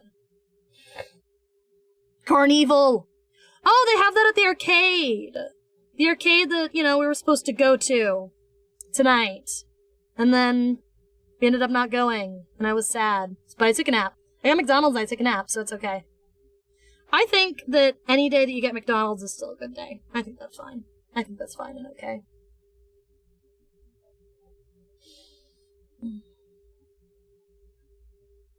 I'm not looking forward to drawing this guitar, this bass. It's so dumb, I love it. It's like a rail shooter, right? One of those arcade shooters where you've got like an actual physical gun in your hands that you point and shoot at the zombos. You think you could find like a port of it or something so I could play it on PC? That'd be fun, I think. I bet it's also a total unfair quarter eater, so I don't actually know how fun it would be. But it might be fun to rage quit. The good thing about those quarter eater shooter games is when they're on free play mode, they're way more fun. Because you don't have to actually worry about losing all of your quarter money. You can just focus on playing the campaign and having a good time with it. Yeah, Carnival's a rail shooter. I was there earlier today. Yeah. Yeah, the arcade's really dope. Kryptonite and I live in the same area, and we have a local arcade that I go to it more often. You live a little further away, so you don't get to go quite as often as I don't think. But yeah, I was supposed to go tonight, and I didn't even know Kryptonite was gonna be there. I just woke up, saw the text of my friend saying like, "Nah, man, I'm outie," and I'm like, "Okay, I'm going back to bed." So, if you're on free play, it's fun actually. Did you play the Terminator game? There's a Terminator cabinet that's also a rail shooter towards the back of the arcade that's really fun. I really like playing that one.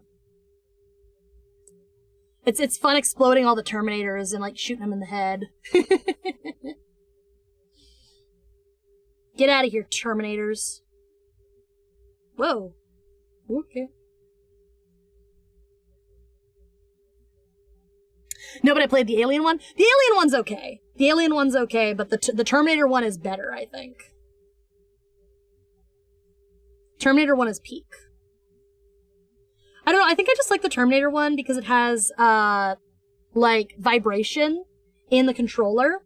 So when you shoot the guys, you get, like, a tactile feedback, and it feels really good. It feels good it feels good for my autism. What about the first-person, two-player Luigi's Mansion arcade game? Oh, they don't have that one at our local arcade, but I have seen that one at round one. Hey, you know what? Actually, I'm gonna get my gamer card revoked, but that's okay. I never had it in the first place. I've never played Luigi's Mansion. Is it on the Switch? Has it been re-released on the Switch? Would that be something fun to let's play on the channel? I've never played it before. I don't know. I'm just not much of a gamer. Like, I think it's pretty clear by now that I'm not a super big gamer, but like, yeah. Luigi's Mansion 3 is on the Switch, and Luigi's Mansion 2 is getting a release on the Switch, but not the original Luigi's Mansion? Okay. Gotcha. I want to play the original one just because I've never played it before, you know? I think it'd be fun to play the OG. I played Pikmin 3 recently. I just played it on my own time. Cause I was like, okay, I'm just gonna get insane about this game. I'm not gonna stream it, cause then I'll lose my insanity, cause I'll feel like I have to stream it. And I really enjoyed Pikmin 3. I'm definitely gonna play Pikmin 1 and 2 on this channel, I think. Just cause I think that would be a lot of fun. Original Luigi's Mansion is only on GameCube and 3DS, not counting emulation. Gotcha. So I can stream it on this channel. Dandori issue. There's a little fan song that someone made for Moss that gets stuck in my head all the time, and I love it. I love it so much. It's the silliest thing in the world. I'll post it in Koyuki Club. Actually, you know what? I think Pastel posted it in Koyuki Club ages ago, and that's where I first heard it, and it has just lived in my head rent-free ever since then, and it is so good. I will repost it just because I love it so much.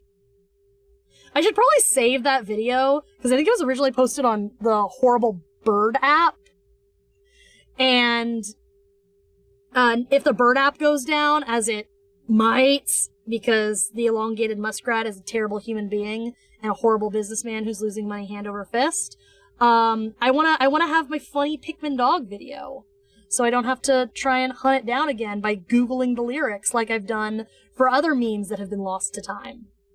You guys ever do that? You ever just, like, search a quote from a meme that you remember until you eventually find it? Am I the only one? Am I normal?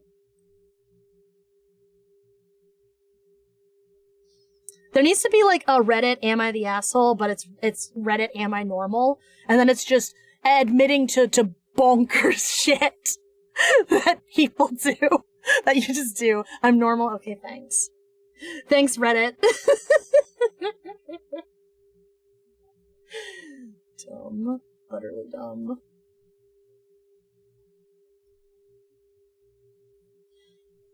Has everyone here played Pikmin 3? Or would we still be interested in watching me play Pikmin 3? I think maybe after I play Pikmin 1 and 2 for the channel, I might be interested in replaying Pikmin 3. But I'm not sure. I would do it if there's interest. Oh, you haven't played it yet, Monkey Man? Okay, gotcha. It's really good. It was my first Pikmin game, and I could definitely tell that there were some quality of life improvements. What I really liked about Pikmin 3 was I liked not having a time limit, which I know the other Pikmin games have a hella time limit. I liked not having a time limit, right? Because I liked being able to explore at my own pace and feel like I was uncovering every nook and cranny instead of, like, rushing to find things. I tried to play Olimar's extra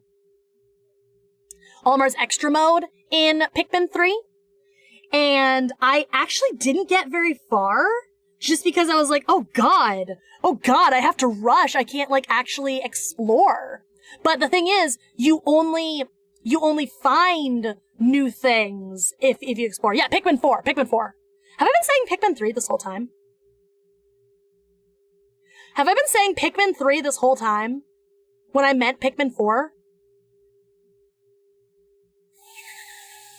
Fuck me in the ass because I love Jesus, god damn it! I meant Pikmin 4. I meant Pikmin 4 with the funny dog. I meant Pikmin 4 with all the funny dogs, guys. I didn't mean Pikmin 3. I didn't mean Pikmin 3. Am I valid? Am I really valid? Pikmin 3 came out, what, like 12, 10, 15 years ago? I feel like it was 15 years ago. Did it really come out in 2005? No, in more like 2008?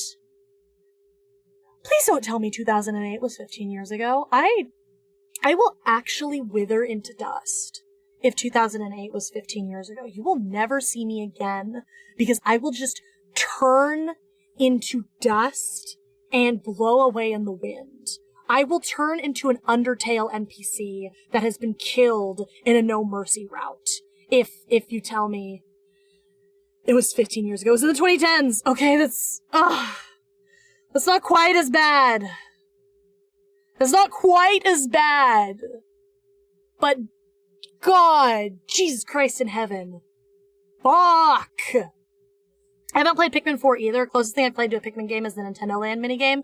I had never played a Pikmin game until the newest Pikmin game either. I hadn't played anything until Pikmin 4 either. I picked up Pikmin 4 just because it looked fun. It looked interesting. Everyone was like super hype about it. I wanted to try it. I was interested in trying it.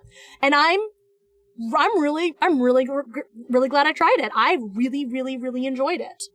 I think that I might want to pick up Pikmin 4 again and try and do the Olimar mode. Because you get a secondary mode in Pikmin 4 after you beat, like, the main campaign. There's the main campaign and then the post-game. And once you beat them, you get another mode unlocked. Where you get to play as Olimar and you get to do fun Olimar things. So, I haven't beat that mode yet. So that might be something that I could do here on the channel, just as a fun little Let's Play. Fun fact, Undertale is more than 8 years old. Don't put that juju on me. Please don't say words like that. Please don't say that. I don't like that. Do you want me to wither into dust? Because that's how you get Yuki to wither into dust and fade away like an Undertale NPC in a No Mercy route. Like, that's how you get that. That's how that happens. By saying things like Undertale was 8 years ago. Dude, when are we getting another chapter of Deltarune? I am so ready for more Deltarune. Like, I know, it's taking its sweet time, just because Toby Fox is taking a lot of care with it, and he's putting a lot of effort and quality into it. But also, like,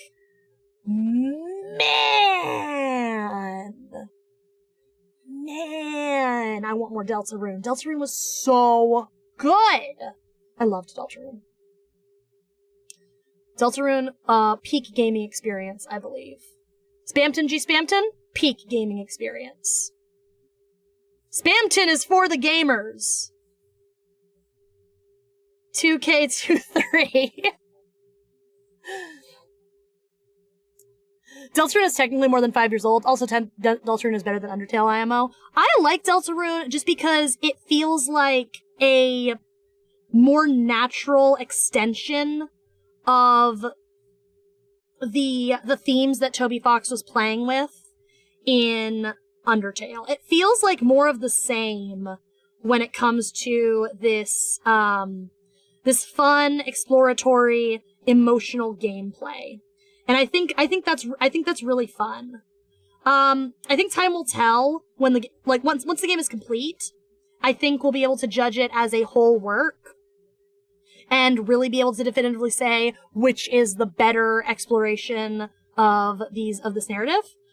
But I really like both of them, and I think that they're both really, really good. I just think that we don't quite have enough information to judge Deltarune just yet.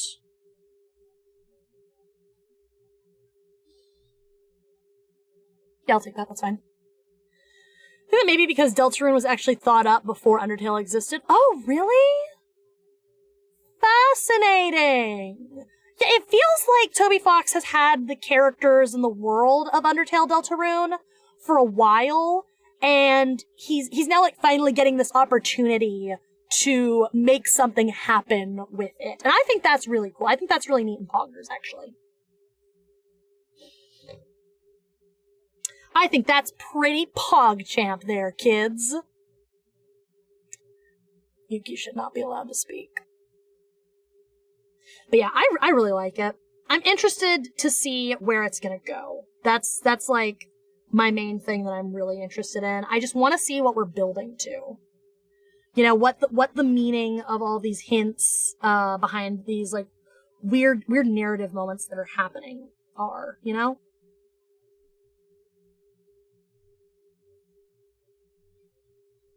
Yep. Honestly, I kind of want to do something similar with my OCs. Yeah, I've been like halfway considering making a not like a dating sim per se, but like a visual novel with some of my OCs. But also, I'm kind of in the point right now with my OCs where I'm cool with them just living in my head, and I don't need to share them with the world right now. I'd like to do something fun and, like, tell a story with my OCs. I originally really wanted to be a webcomic artist. I really, really wanted to make a webcomic about my OCs. But I'm in this zone right now where I'm cool, just chilling and kind of doing my own thing. So. Another Deltarune fun fact, Toby got the idea of Deltarune from a dream where he thought, I should make that into the ending of the game.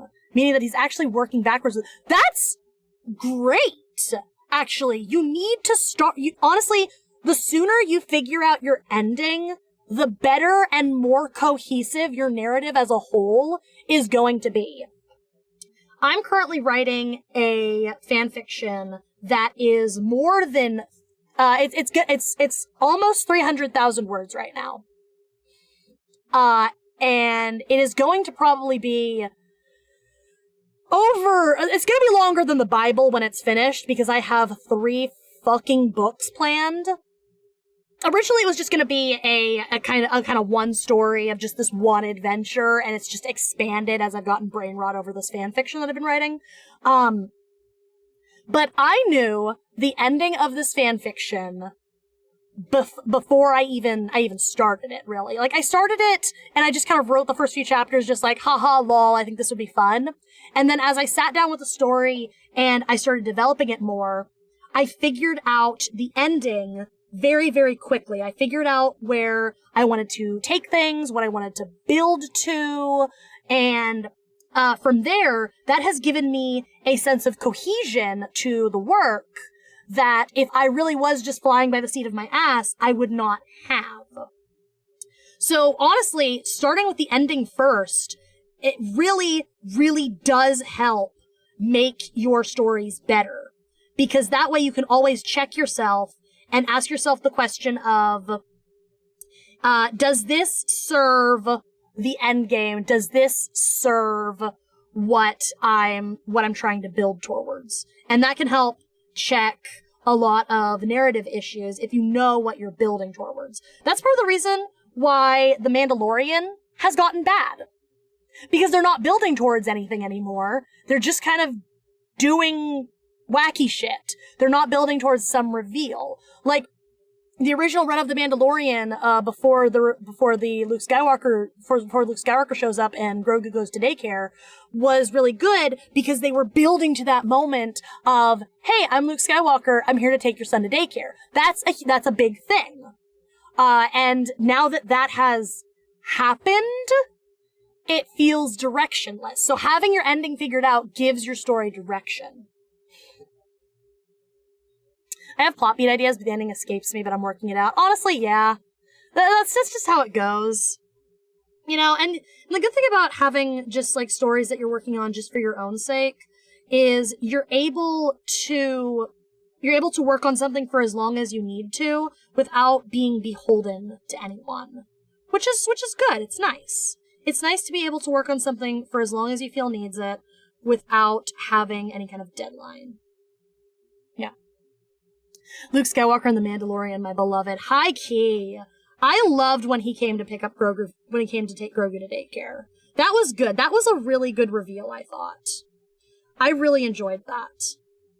I honestly have not watched, much of the more recent Mandalorian just because it just felt so disconnected and fan servicey, but not in the way that fans really wanted, you know?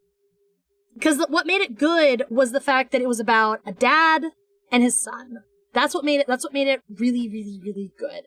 And they completely took it away from that core and have removed it from the interest. Like, when you had to watch the spin-off from for Boba Fett to get more Grogu and dad content, like, why? What's the point? It's a very obviously just a cheap tactic to get more viewership on a spin-off that was not able to stand on its own. It's extremely transparent, extremely lazy, and it's not great, in my opinion. Yeah. Luke Skywalker more like lukewarm performance due to Disney milking the franchise and lack of direction due to fandom of season 2. Yeah. Franchising is just a cheap tactic to make weak shows stronger. I do sound like Jasper. You do sound like Jasper. Like, it got too serious. It got too big. The thing about Mandalorian that was so good was that it was still fundamentally a small story. It was about a dad. It was about his son. It was about a dad and his son and trying to survive in this horrible world that is the Rebels era of Star Wars. Like, that's it. Yeah. It's the problem with Disney acquiring Star Wars and the Muppets, which I can go on about forever. Oh God, Disney Muppets. Don't talk to me about Disney Muppets. I will cry forever and always. They don't have a solid idea of what they want. Exactly. They want money. Because they want money, they will make whatever schlock. As long as it will get people saying, "Whoa, Star Wars!" And it's not good. It's not good. Yeah. I lost interest after they started going, "Hey, remember this? You remember this, right?" The show, right? Honestly. High key. Like, they were doing these, like, very, very fan-baity, what's it called? Cameos of, like, having Ahsoka show up in Mandalorian. And, like, that was cool. That made a little bit of sense, having Ahsoka be like, "Hey, I'm Ahsoka Tano. I was also a former Jedi. I might have something that can help your son here." But then, like, Disney bad. Disney bad. I think the whole thesis of this rant here is Disney bad. Disney bad. Disney is the franchise killer. Disney is the Grim Reaper knocking at the door of a cool franchise. Disney is the death knell. Disney knell. Ahsoka was, like, boring. Yeah. Yeah, she really didn't even do much when Ahsoka is, like, one of the most badass characters in the lore. Ahsoka is genuinely so cool. Muppets Haunted Mansion would have been a great full-length movie, but the whole reduced runtime and Disney Plus paywall just killed anything it could have been. I actually haven't watched that one yet. I haven't, like... I'm a little afraid of engaging with Muppet content just because of Disney existing. Wrong layer! Hey, can someone take me out to pasture really quick? I'd really appreciate that. Thanks. Someone take me out to pasture, because I'm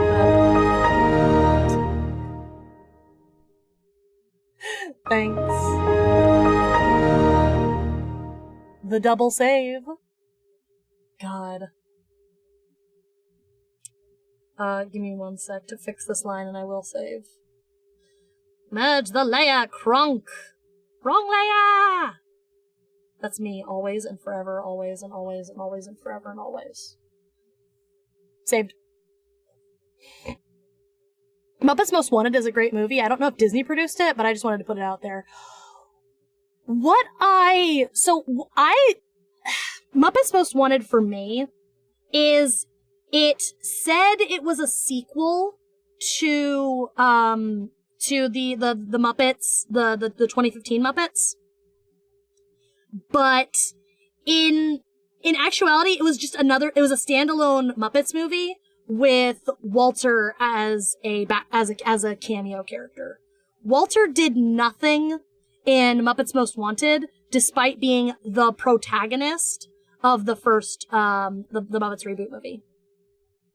And I think that's what turned me off of Muppets Most Wanted, because I didn't have my expectations met.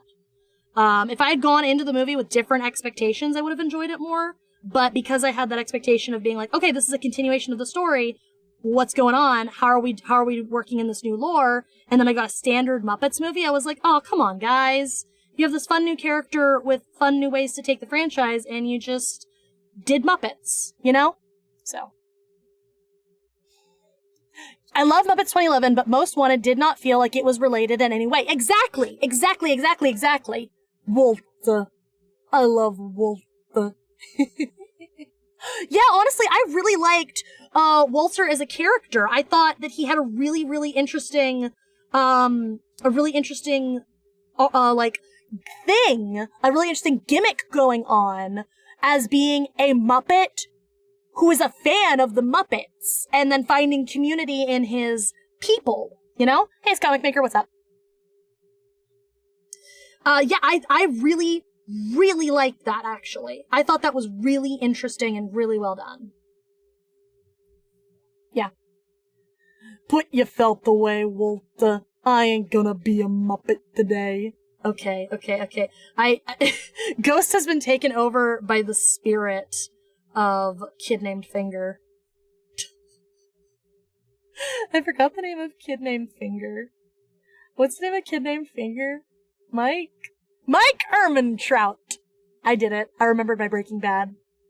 He would have been a great way to reintroduce the Muppets to a new generation as a fan with a lot of Muppet knowledge. Yes, exactly. And I just feel like Walter has been completely squandered. Like, they made this great character. They gave him an interesting backstory, an interesting way to introduce him to the cast, and he gets his arc done really well in his introduction movie, and then he doesn't exist anymore. He's gone. He's gone forever. Goodbye. Who's Walter? We don't know Walter.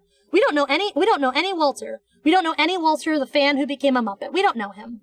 Who's Walter? Who's that guy? Who's that guy? You can't just come in here and say that there's a guy. There's no guy. I had a guy and now he's gone. It just felt, it was just sad. It was just wasted potential and it made me very sad. Yeah. Especially because when you're introducing like when you're reintroducing a franchise, when you're rebooting the franchise, you need a way to onboard the next generation, and Walter could have been that. Another thing is they tried to do, I liked the ABC Muppets, but like The Office, I liked that. I thought it was a really funny show. I enjoyed it. I enjoyed seeing Kermit and Miss Piggy having domestic issues. I thought that was funny. I genuinely thought it was funny. But that was another thing where it felt like they didn't really know where they wanted to take the franchise, and it suffered because of that. Because they didn't have a clear vision, and that sucks.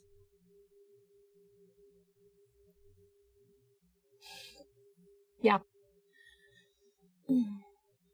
I haven't seen the original movie, but I have seen Muppets Most Wanted, so I was genuinely confused what you were talking about for a second. Yeah, if you don't know who Walter is, then you're not gonna remember him from Muppets Most Wanted, because he didn't fucking do anything. He didn't do shit. Who's Walter? We don't know him.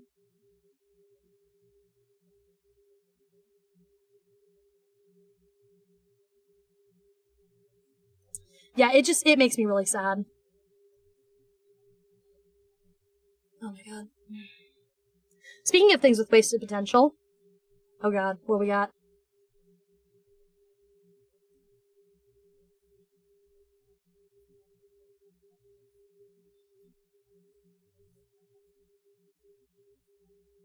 Does this look good? Does this look like anything? Like anything at all?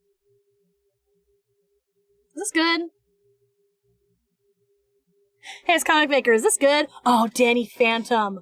Do not talk to me about Daniel Phantasm! Honestly, I just hate anything that Bitch Fartman has had his grubby little hands all over. Like, genuinely. Why didn't that go through? I don't know, I couldn't tell you. Ooh. Probably one of my filters being cringe again. Yeah, you look good. No, you! No, you! Daniel Phantasm! That's his name! That's his name? That is his full biblical name. And before Bitch Fartman, in order to get around not having the rights to Danny Phantom anymore, reboots it as Daniel Phantasm in order to milk his stupid franchise. Good. YouTube censors the word cook? What? I didn't really get into Danny Phantom. The first episode bored me. I much prefer Fairly Odd Parents. I like Fairly Odd. I don't think Fairly Odd holds up anymore, though. I don't think Fairly Odd is as good as people remember it.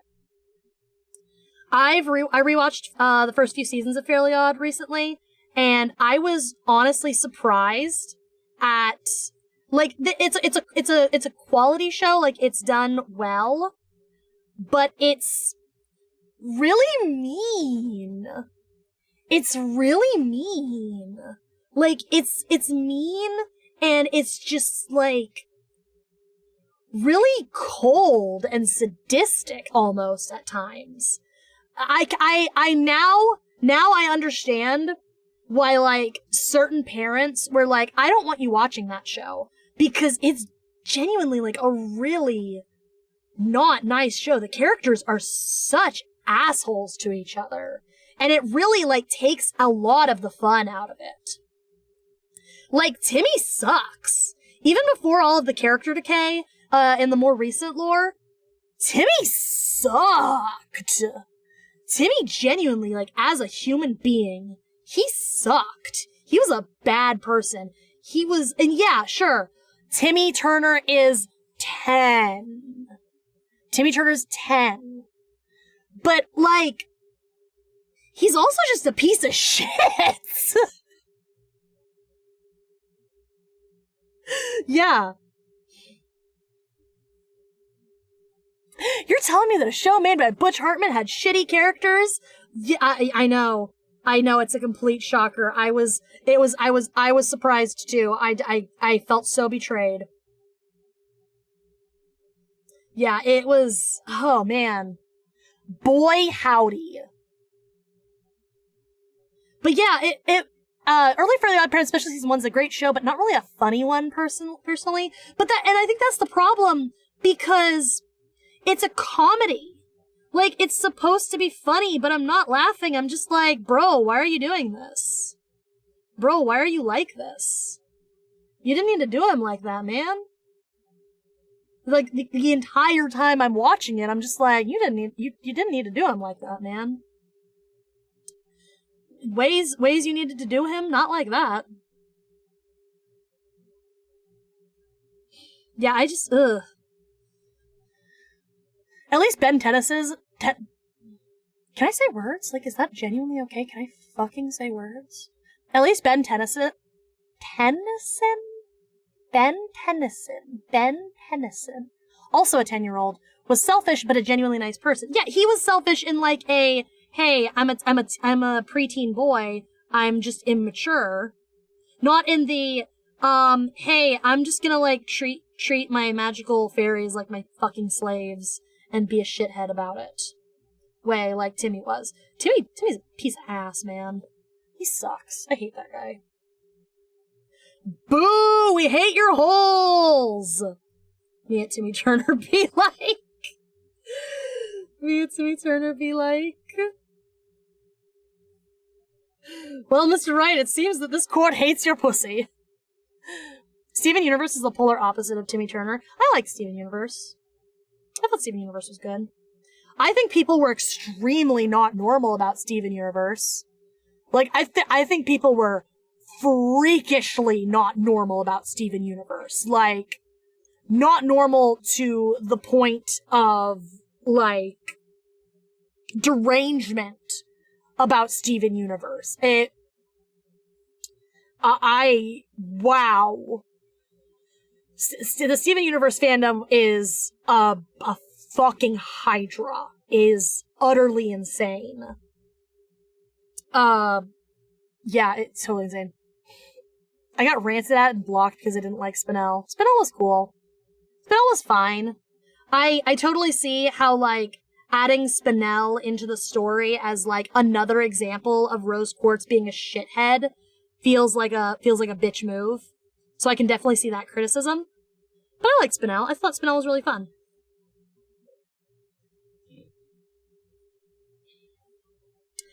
I definitely do. I at least I think that's the criticism that comes to mind when someone says they don't like Spinell is, why did we need another example of Rose Quartz being a shithead? And I definitely understand that criticism. I definitely do understand that.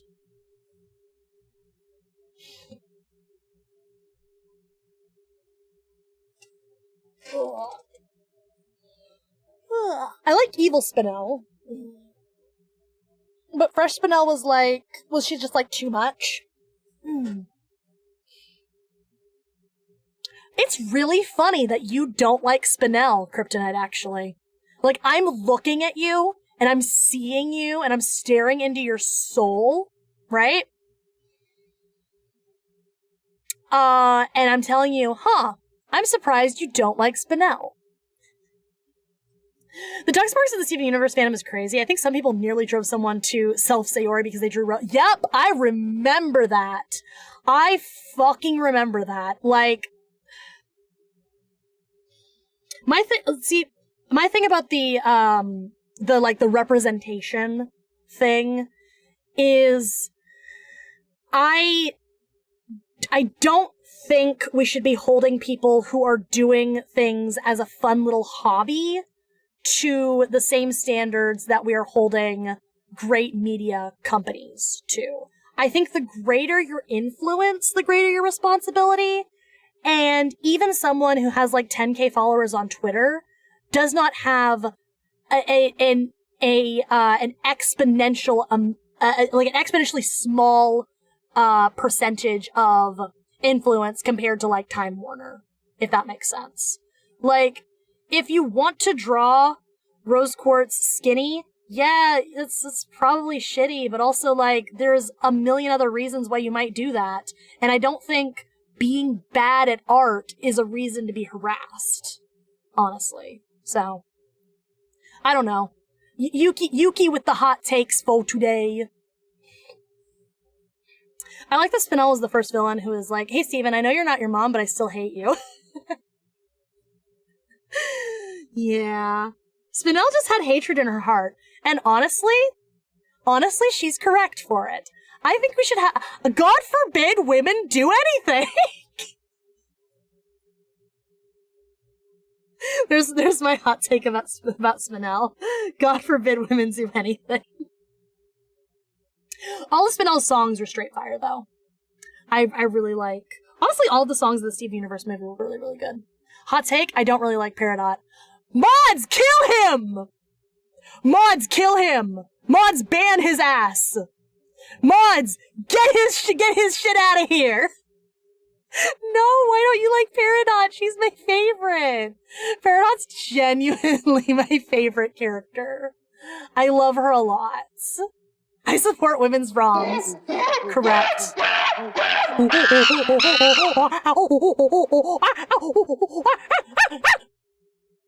There you go. There you go. You got your ape. Here comes the double ape. The double ape's happening here in just a second. Come on. Give me the double ape. Where's the double ape? There it is.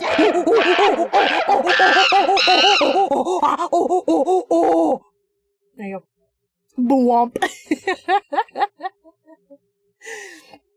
Peridot is Tony's favorite too. See, Tony is correct. Tony is correct. Genuinely though, I want to hear why you don't like Peridot. The criticisms I can hear of Peridot are she's a little too like wooby and she slows down the narrative. She like pauses the story for the sake of Peridot shenanigans. I can definitely see and understand that criticism. Cause that's a very fair criticism that this is coming to me off the top of my head. But she's my favorite because I liked the Peridot shenanigans. I liked Steven Universe just as much for the shenanigans as I did for the everything else. I don't mind her, I just feel like she isn't as complex as any of the other main characters. And you know what? That's fair too, because she did pause things just for shenanigans. And I feel like her character was supposed to be, hey, here's this repressed, like, loyalist to the regime who's now expanding their worldview, and that's interesting. But they did some silly stuff that paused that and didn't really give it the development it might have necessarily been due. Her shenanigans were good though. I love the giant robot episode. Yeah, I can definitely see how the shenanigans happened at the cost of developing her character though.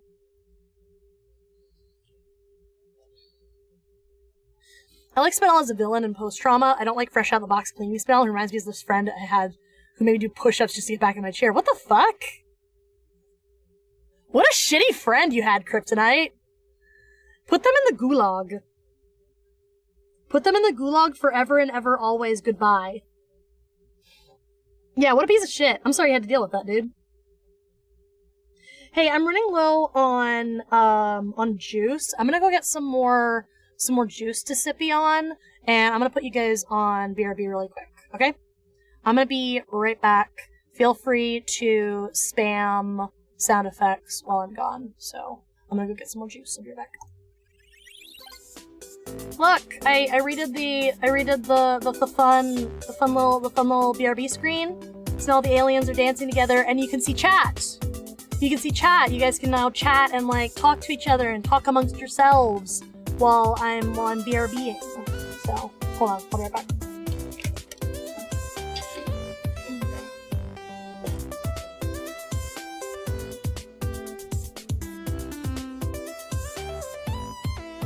Wow.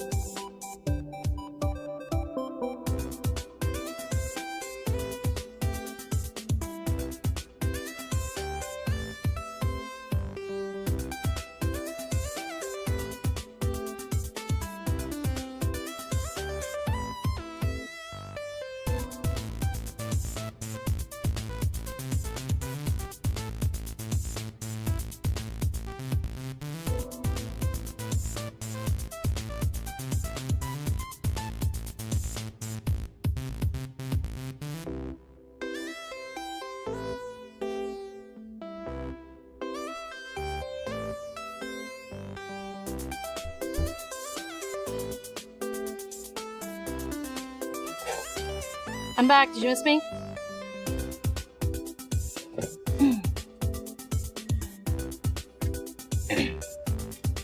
Play chat. YouTube doesn't censor chat, but it censors cook. Why does it censor cook? Hold on. Hold the actual fuck up. It's me, I'm the fuck up, please hold me. We mildly missed you relative to anything.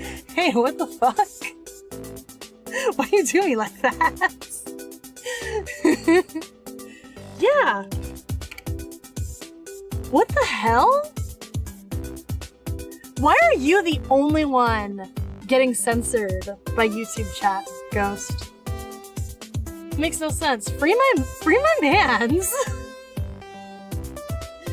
mans. He did nothing wrong. He cooking. Norp norp dance. Norp norp. Look at him go. I'm gonna commit suicide. I tried to say it couldn't. It may just be a weird specific glitch. That's so weird. I'm gonna have to. So I do have a very, very intense list of filters that I use to filter my chat so it won't let certain words through. But I cannot imagine that the word cook is in there. I'm gonna have to go back and look through my through my words and through my my filters and see if it's in there in some weird form that YouTube is picking up on, and I'll adjust that. I'm very sorry. That is terrible. That is terrible and cringe and not based at all, YouTube. Cook maybe too similar to the anatomy of male pelvis, but that's my best guess. But I have that word unblocked. I'm pretty sure. I'm like 19% sure I have that word unblocked. Because I don't mind if you guys swear in chat. That's fine. Who the fuck cares? Not me. I say fuck. I say the fuck word. Anyway, yeah, I don't know. Yeah, dang, I know, right? Frick. Heck. Golly, gosh darn, gee willikers, jeepers! Exactly. We are saying all the words we need to say because we are adults and we can say whatever the heck we want. Anyway. Huh. Wow, we're really getting progress done on this, aren't we? I'm pretty happy with that. Yeehaw!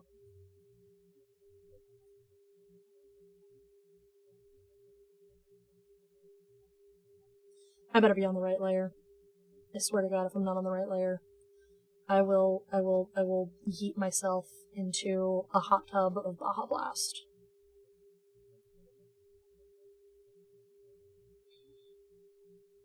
There we go, it's fine.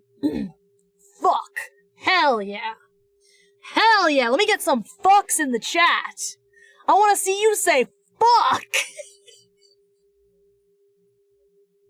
Is that against Twitch TOS? Is skull emoji a swear?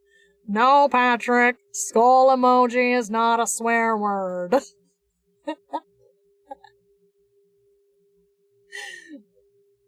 Hold on, I feel like it might do better if I hold my nose to do my Squidward impression. Hold on.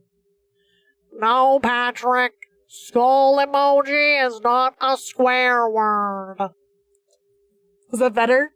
Was that better, or were they exactly the same and I just made a fucking idiot of myself?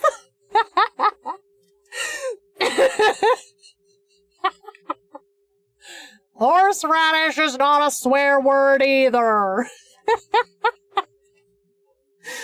Oh my god. Dude. SpongeBob's the OG. Like, no line of cap.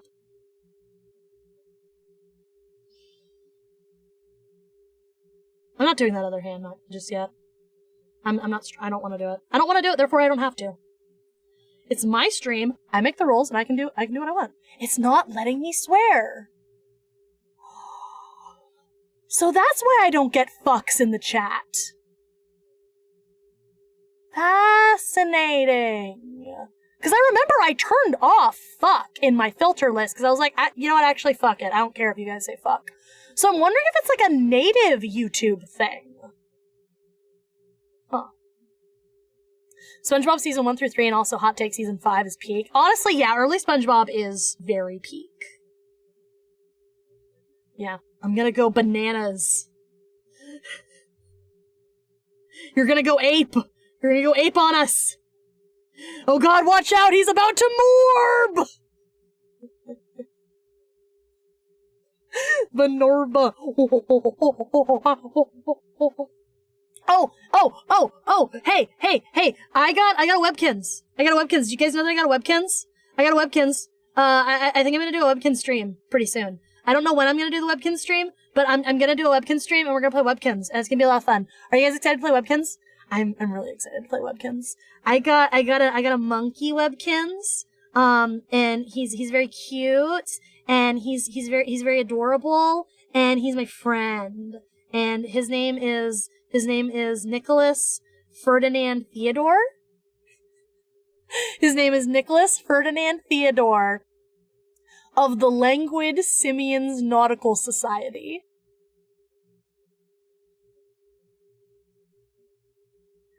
Do you guys get the joke with the name? Do you guys get the joke of the name? Do you guys get the joke of the name? Do you guys get the joke? Let me actually show you the webkins I got. Webkins is from the 2022, I think. Yes, here's my mans. Here's my little mans. My little monkey. Here him is. Look at him. Perceive the him. His name is Nicholas Ferdinand Theodore of the Languid Simians Nautical Society. Please, for the love of God, someone tell me that you understand the reference with his name. Look, he's got he's got a rocket ship on his butt. He's got a rocket ship cutie mark. NFT. Yes, his name is NFT of the Bored Ape Yacht Club. NFT. NFT. Ape to the moon. His name's NFT Monkey. I feel like naming my webkins NFT is a hate crime. I really feel like it is. Look at him, he's so cute. He's so cute. He's got little sparkles in his fur. I just love the rocket ship cutie mark. Holy shit, the rocket ship cutie mark's amazing. I love it so much. Does he still have his eyesight?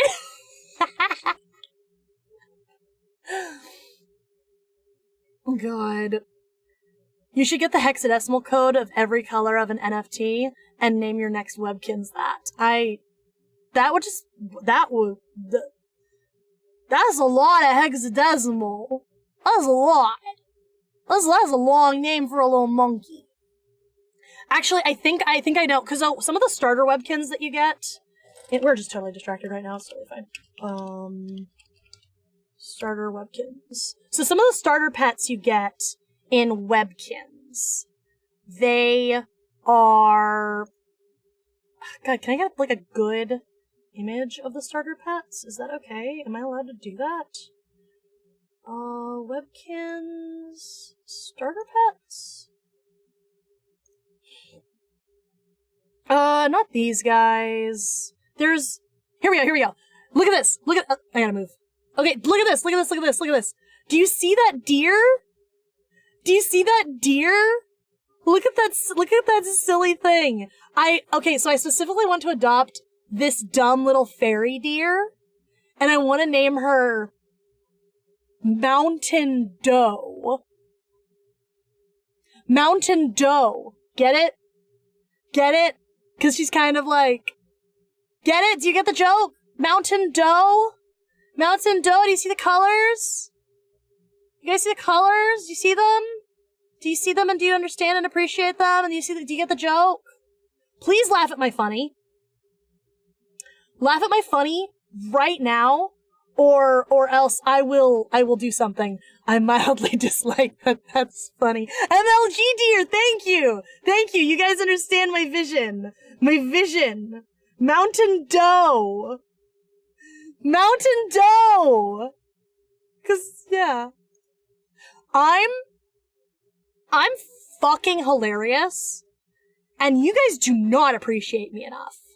Like, I'm sorry. I'm just gonna say it. I'm hilarious. I'm unappreciated in my time. I will die tragically young, and then the next generation will discover my great works, and they will appreciate me infinitely more than any of you motherfuckers ever have.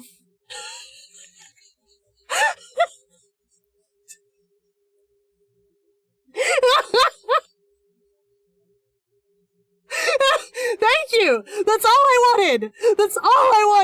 I just wanted someone to laugh at my jokes! I just wanted someone to appreciate me!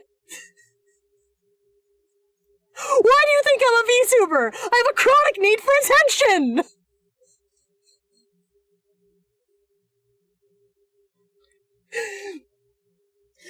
Fuck.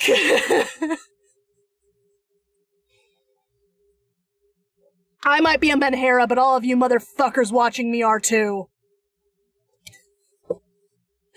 I hope I meet Socrates when I die and I get to horrify him. So true, bestie. Honestly, you deserve that. You deserve to cause Socrates to die a second time when you meet him. I think if anyone deserves to do that, I think it's you. Yeah.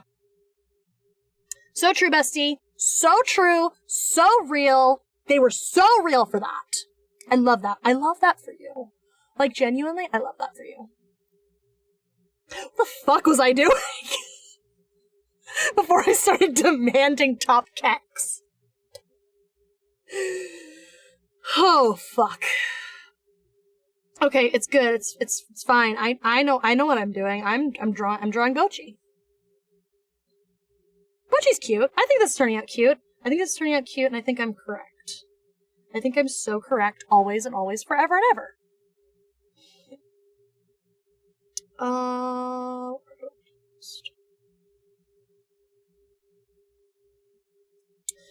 Honestly, it's getting to the point where, like,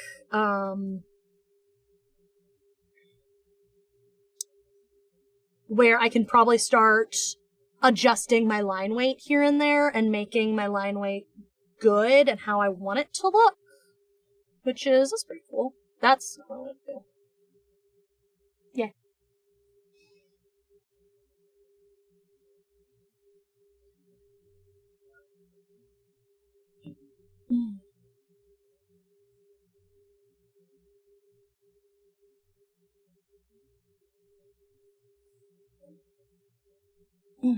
This has been a really fun stream. I have to go. I think this has been the most time I spent watching a stream live. Oh yay! I'm glad you had a good time. I stream at this time slot for. Can I say words? Why the fuck am I a streamer if I cannot say words in cohesive sentences? I stream at this time slot every night. At least I try to. I try to go at least like 3 or 4 times a week. So if you ever got that nocturnal vibes, you ever got that good insomnia, come say hi to your fungus. Oh, no, it's cool. Thanks for coming by and hanging out with us. I really appreciate it. I like seeing new faces in chat. It's really fun. It's honestly one of the fun parts. I like seeing all my regulars and I like seeing all the new people and stuff. It's really nice. Oh, I am insomnia. I understand. I'm nocturnal. The reason I made this FNAF outfit for myself is because I actually am a night guard in real life. So there's kind of a running joke on the channel that I work at Five Nights at Freddy's. So I thought this would be fun. I thought I would be hilarious. And you know what? I am. I'm so real for this. Oh, but yeah. Thanks for coming by and hanging out. It was really, really cool to meet you and to hang out and stuff. Oh, also. Anyone here who is gonna be, like, watching till the end, I'm gonna try and raid I'm gonna do my first raid on Twitch, at the end of this stream. So if you're not on Twitch, now's a good time to go sign up on Twitch and to go watch the stream, cause when I finish doing line art here, we're gonna raid someone and we're gonna go to another VTuber's stream, and we're gonna see who else is online, and we're gonna make friends, and I wanna make sure that you know, we got people to go send and give them a good Koyuki welcome, okay? I want y'all be there for that, okay? Cause I love you, and I wanna share you with the world. Mwah. I need to stop talking. Yeah. I am trying to do the whole simulcasting thing on Twitch just because I think it'd be fun, it'd be a good way to, you know, expand that VTuber reach that we got going on. So that's why I'm doing the simulcasting thing. We've been live on Twitch the entire time, we just haven't really gotten any trickle-ins from Twitch yet. But that's okay. The best way you are supposed to,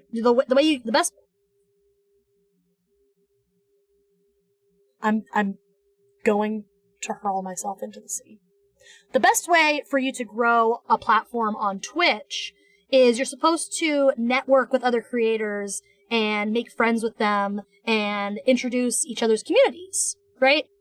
So, and they facilitate that through the rating mechanic, where at the end of a stream, you can take your viewers who are currently watching and who are ready to watch some more, you know, hang on Twitch a little bit longer. And you send them to another streamer, and it's a good way to foster community and foster friendship between creators. And I really like that. And that's one of the things that is sorely missing over here on YouTube. They do have raids, but raids are locked behind a stupid subscriber goal, and it's dumb and horrible. And I wanna be able to raid people. Actually, I'm wondering if I can even raid people. I'm wondering if maybe rating on Twitch is also locked behind something. Because I'm not a Twitch affiliate yet. I'm still doing that affiliate grind. So I'm wondering if I'm not able to raid until I've unlocked affiliate status. You know what? I think we are just gonna find out. I think we're genuinely just gonna find out when we get to that point. And that'll be okay. It'll be okay. It'll be fine. We're having a fun time.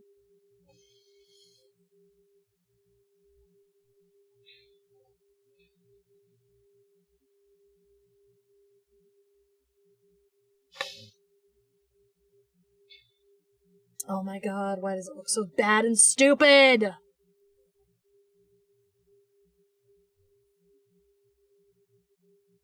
Who allowed me to do this? Who allowed me to commit crimes on my canvas? When will God stop my sinful hand? Oh, now I draw the good line!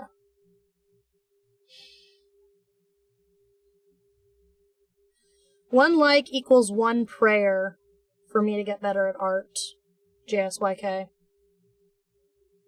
So you better be smashing that like button. Fuck! Fuckaroni and cheese!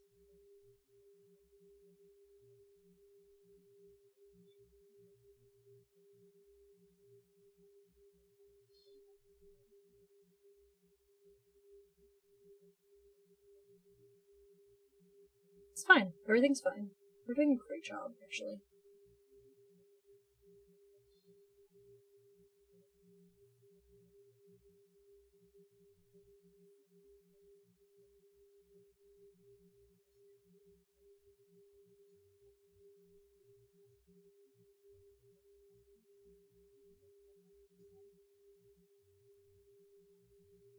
No! I'm genuinely going insane. I mean, at least the line is doing better than it was. You know, like we can call that some kind of victory, right?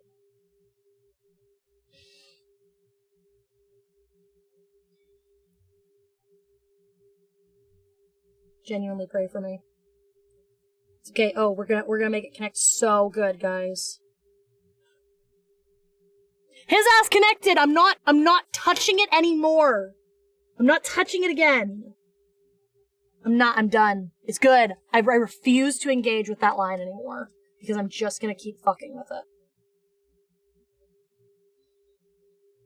Okay, I just have to do the guitar and, like, the face, it looks like. And that hand. So we're doing... we're getting somewhere. I don't know where the somewhere is, but we're getting there. The where is the sum. When will we stop my sinful hand?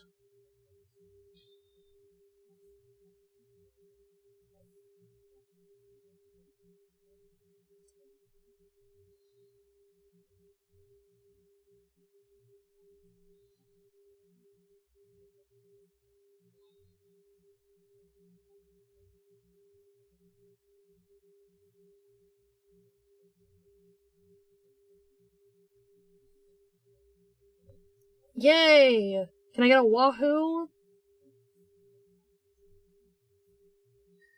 Ugh. I had a panic attack about Tumblr, mostly okay now. Yeah, Tumblr is in a not good way. Tumblr is having a lot of their staff moved around. I think it's a little like, I think people are making it out to be a bigger deal than it is. Honestly. I think it'll be okay. I just did that on the wrong layer, didn't I? Merge the layer, Kronk! Wrong layer! I think if people are making it into a bigger deal than it is, I think it'll be okay. Because we've seen Twitter is losing money hand over fist, and it's still kicking. So I think it'll be fine. It's my only social media. I don't like anything else. Yeah, but also, like, if Twitter can survive the elongated muskrat takeover, I think Tumblr's gonna be around long enough to be okay. I just did that on the same layer. I'm gonna shoot myself into space again. I'm gonna return to space. I'm gonna go back on an asteroid. I swear. I'm gonna pull a comet from the heavens. And I am going to have it I'm gonna cause it to crash land directly onto my fucking skull. Yes, I'm an artist. No, I can't draw. We exist. Fuck! It's fine, I say through gritted teeth. It's so fine. We are so back. It's fine. It looks good. It looks good. It's fine. Everything is fine. Everything is awesome. Everything is cool when you're part of a team. Thank you for the save.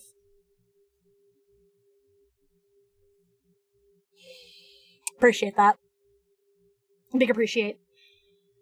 Please save the canvas.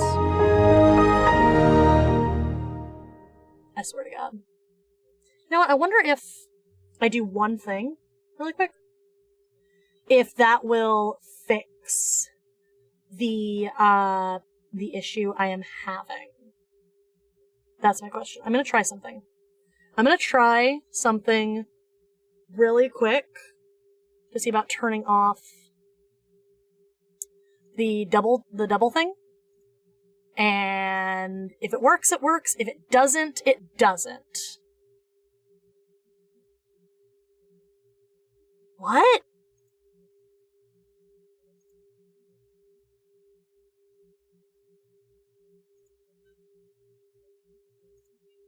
What on earth? Okay.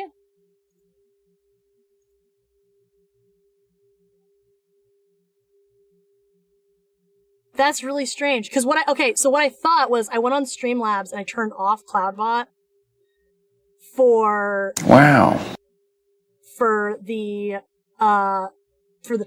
Twitch. And is it gonna go through again? Come on, Owen Wilson. You can do it, Owen Wilson. You're gonna go through again? Are you? Are you gonna do it? Come on, buddy. Come on, boy. Come on! Wait, did that actually fix it? fucking four. I don't trust like that. I genuinely don't trust like that. I'm expecting it to come through again. Oh my god, I might have actually fixed it just by reloading it.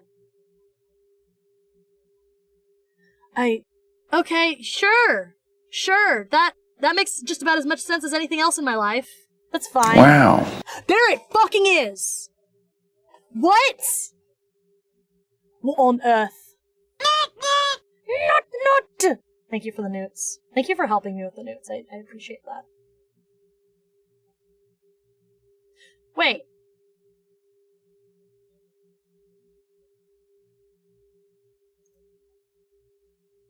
Hold the fuck up. It's me, I'm the fuck up. Please hold me. What's that doing there?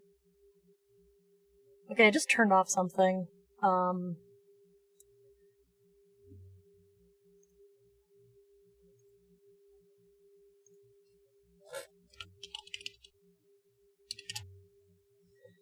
What even are my commands? What are my commands? What sound effects do I have?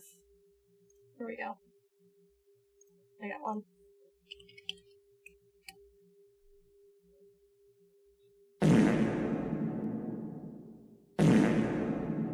Okay, that wasn't it.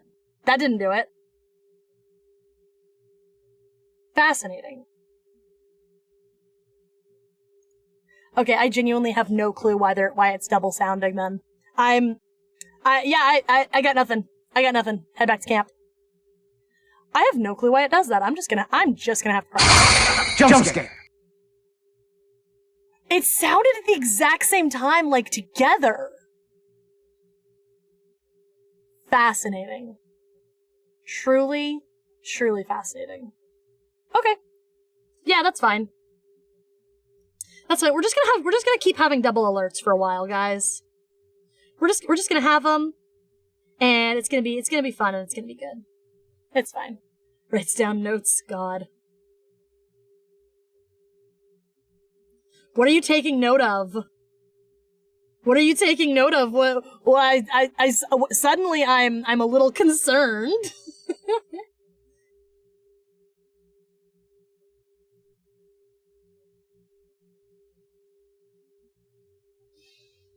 Whatever the fuck alerts are doing, yeah.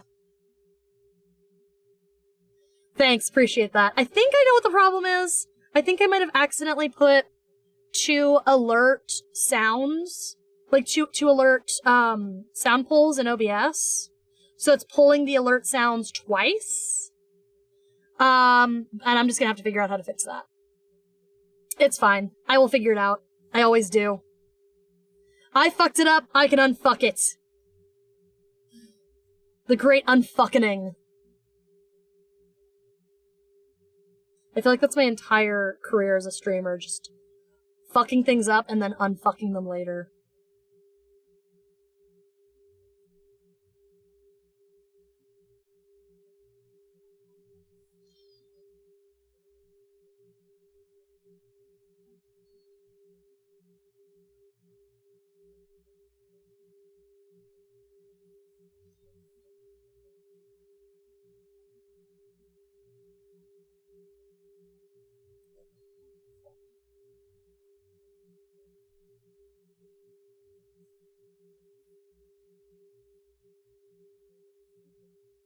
Ugh, wrong layer.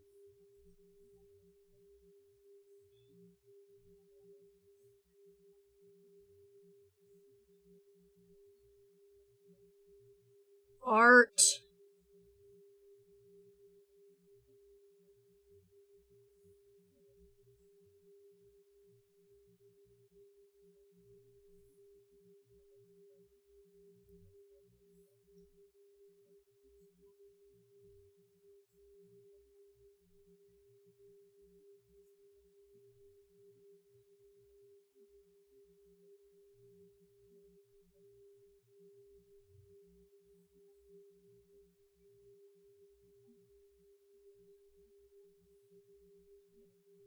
I'm gonna make this hand look so good. You guys aren't even gonna know. You guys are gonna be so proud of me. You're gonna be like, whoa, that's a really good hand, Yuki. You made that look so good and so cool and so interesting. And you did really good. And it's really nice and I like it a lot. And I'm gonna say, wow, thanks guys. It's really nice. And it's really nice of you to say that. I really appreciate you building me up like that, because I work really hard on trying to make my art look good. And sometimes when it doesn't turn out good, I get a little sad, but it's nice to see that my efforts are appreciated. I'm gonna say that. We're gonna have that exact exchange.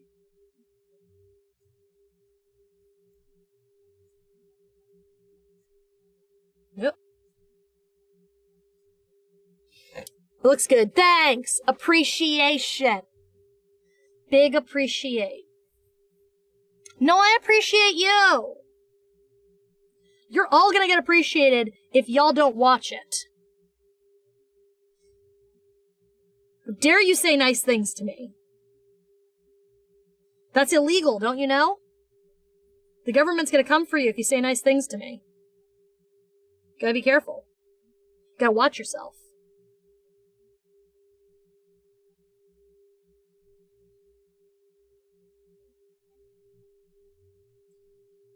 Habink!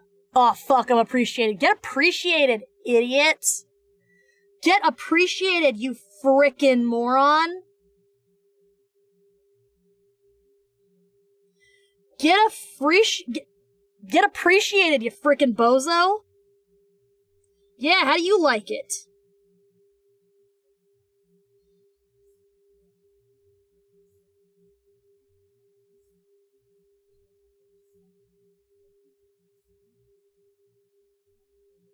Oh, this line to be thicker. We must go thicker. Thicker!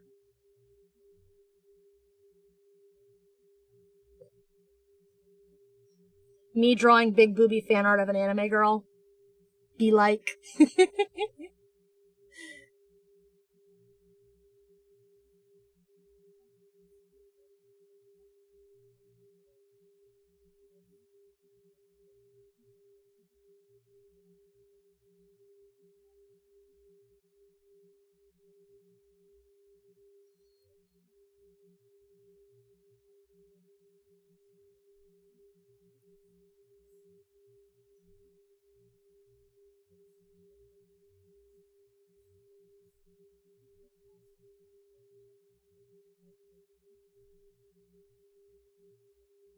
There. I'm rotating Blorbos in my brain to escape the pain. That's what Blorbos are for. Don't you know? Blorbos are basically therapy dogs.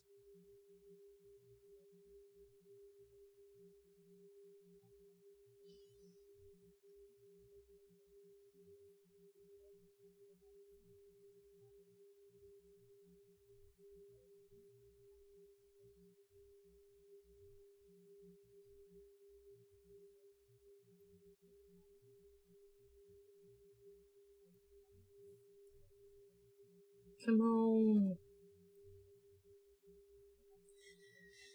I'm not looking forward to inking the guitar. At least I think that for the bass, what I can do is I can use a lot of the straight line tool, I think. And that should help make it go a little easier. Make it a less painful experience.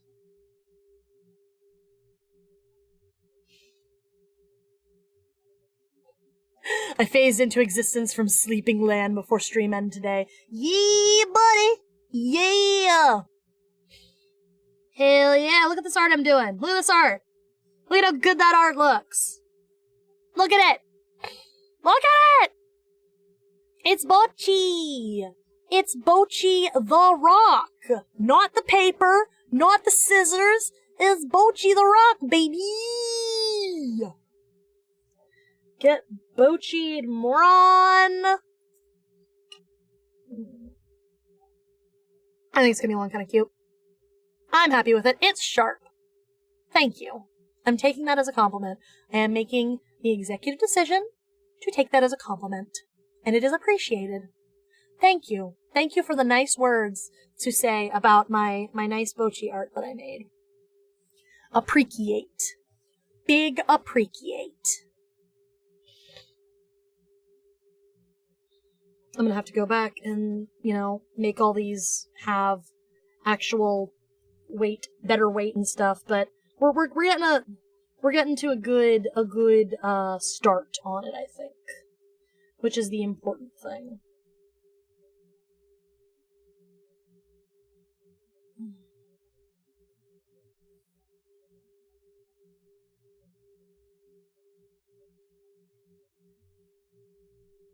Oh god. Please don't do that.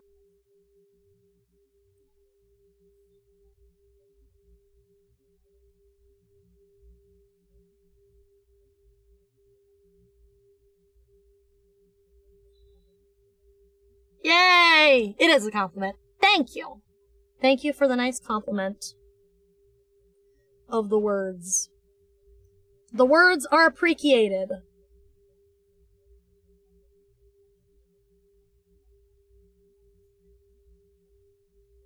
How do you draw a guitar pick? I don't know. It's just a weird little triangle. If you can draw a weird triangle, you can draw a guitar pick. Let's go! Do you see that shit? Do you see the shit I put up with? I don't know why my tablet does that, but it does that, and it's annoying.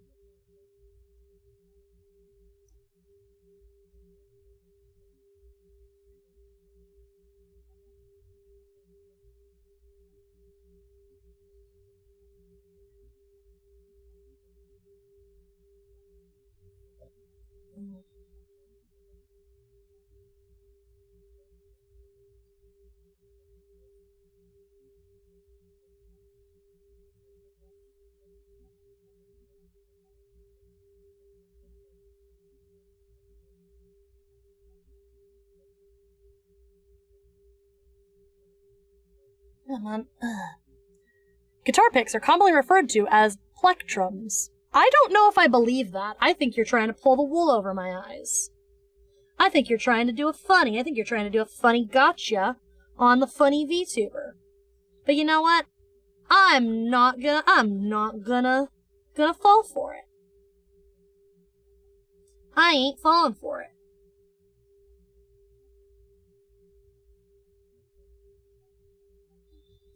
Too bad I already said the word plectrum.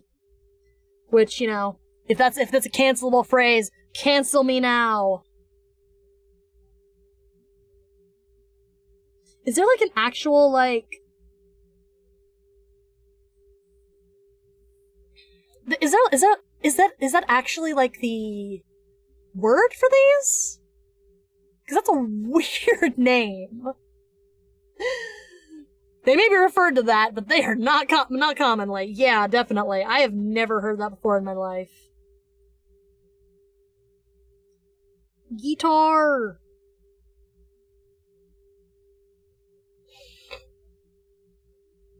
Yeehaw. Dare I say it?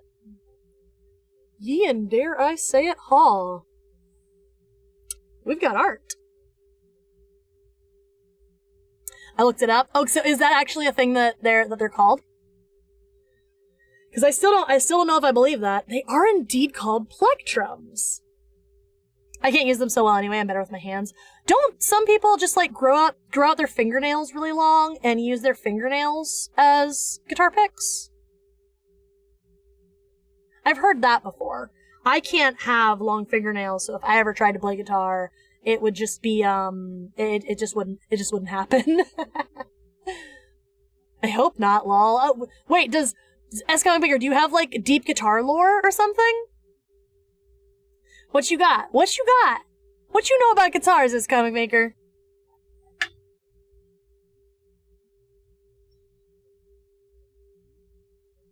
Who here knows something about guitars and about basses and about being in a cool band? No, I just mean the nail thing. It's kind of gross. Yeah, it is a little gross. Are long fingernails gross to you guys? I'd love to hear some arguments for and against long fingernails. I'm very interested to hear what the people have to say on that subject.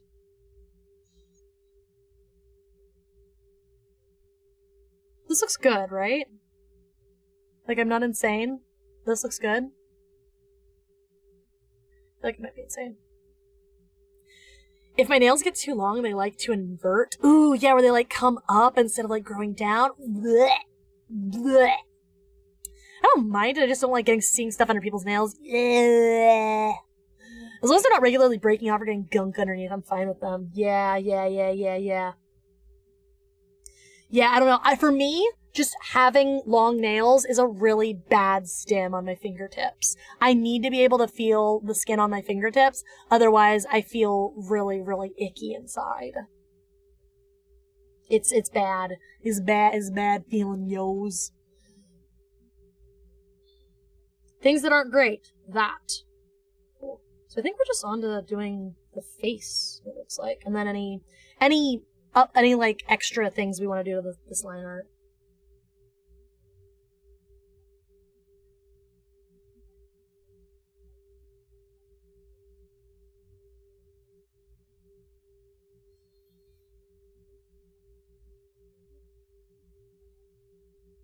I'm trying to do like the little sad anime girl like wobbly mouth. You know, when they're sad and they got the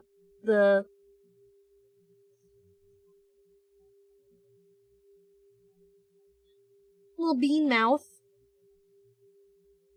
Little bean mouth, is that the vibe? Brain not functioning, I think I am tired. Go to sleep, it's okay. You can go take a nappy if you need to. I love you. Hello, Thunder Dragon! Hello, welcome! I can't do long nails, though. Mine will break after a certain length, too. I'm always getting them dirty and messing them up, so I just keep them at a decent length and don't do nail polish. Yeah, with art. Yeah. Yup. Yuppers. I just keep mine trimmed just for stem reasons. They just feel so bad when they have any amount of length to them.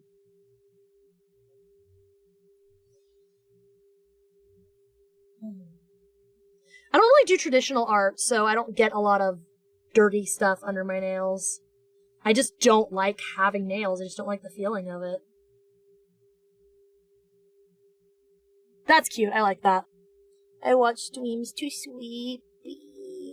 Go take a nappy. We'll be very quiet and very normal and very, very gentle. We'll go into real ASMR hours and get some good sleepy for kryptonite, okay? Okay, baby? Okay, my sweet baby boy? Now go to bed! Yeah. For me, I actually hate the feeling of my nails being short, but I do take better care of them because I keep them longer. Yeah. That's the same way with my roommate.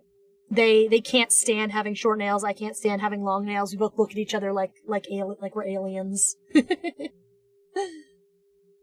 probably gonna head to EP too. Okay, I love you, Amanda. Get a good sleepy, get a good sleepy EP time, and have a good nappy nap, and be very cozy forever and ever and ever always, okay? Okay? Day has just begun for me. Nice. European moment. I feel like I'm gonna end up with a very European streaming audience just because of what time I stream. You know, because I'm streaming at ass o'clock for Americans.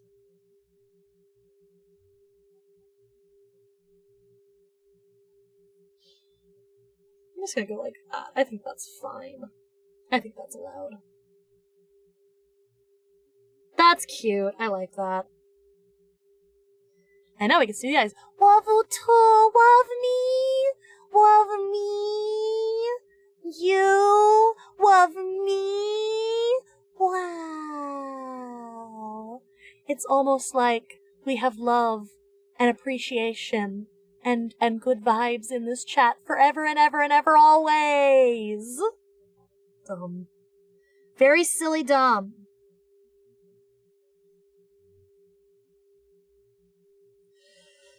Hoonga boonga, I have to do the eyes now. It's fine. So I usually have my eyes set up as, like, enclosed, if that makes sense. Okay, let me turn this off. See how this is all, like, one circle? I'm not sure if I want to enclose the eyes, or if I want to do, like, just the top lashes, and then, like, a bottom line, and then just have, like, the whites do the rest? I'm not sure. I haven't decided. Let me look at Bocchi. She's got anime girl eyes, so she's got, like, the heavy top lashes there, and, not much else going on. So I might take inspiration from that. Hi, Bocchi. I love the art. Thank you. I'm glad you like it. I'm glad it's coming along good. I think turning off the sketch and seeing the line art just by itself helps me feel like it's actually coming along okay. Cause I keep, like, looking at the line art versus the sketch, and I'm like, oh no, it's not as good as the sketch, and then I turn off the sketch and I look at just the line art, and I'm like, okay, it's not as bad as I thought it was. It just needs a little bit more work. It's fine. It's fine. Everything is fine.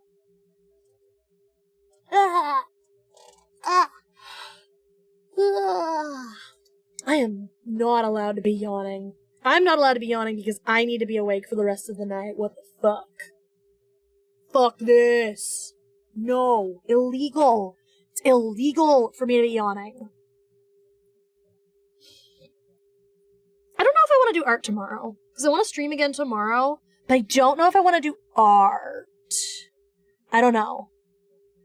I kind of want to play a game, but I'm not sure what game I want to play. Let me turn that down. I was gonna play Zelda. I was gonna start doing a Tears of the Kingdom playthrough. But I didn't really get around to it, which is kind of a shame. So, I don't know. Would you guys be interested in watching me play Zelda? Is that anything?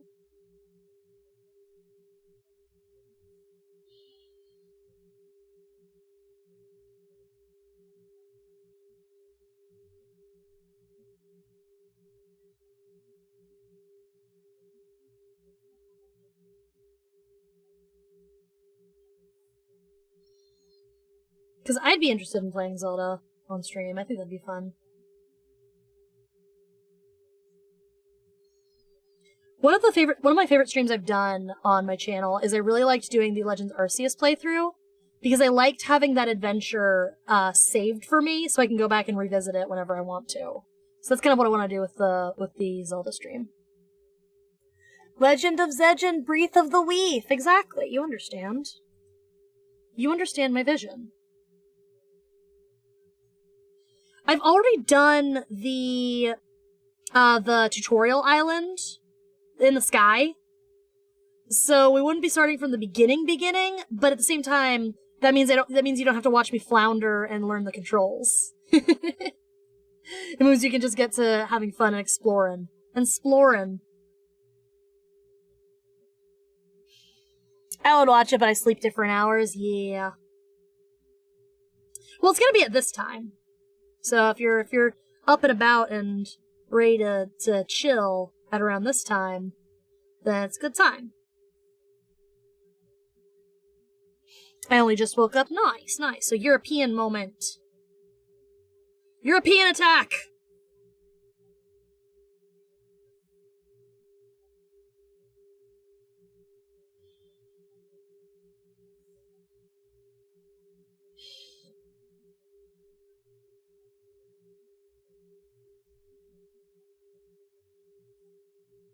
European what? Gun him. Dumb.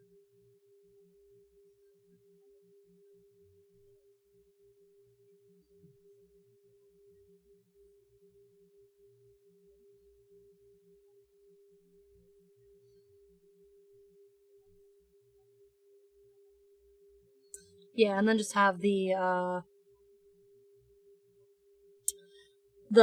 whites of the eyes mark the rest of the eye section. I think that'd be good. That would work. Yeah. I also think peeing Baja Blast. You might want to get that checked out. I also think that I might want to have the hair hide the eyes. I think that might be a good way to go about it. Might look interesting. I don't know.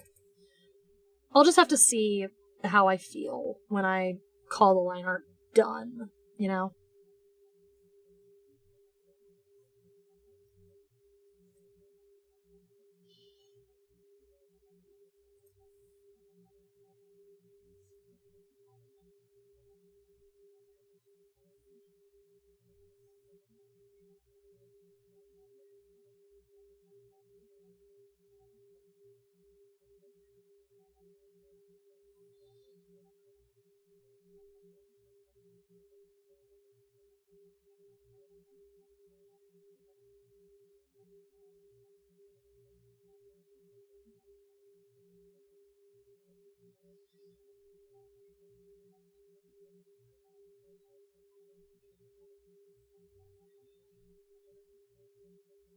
Nope, not that one.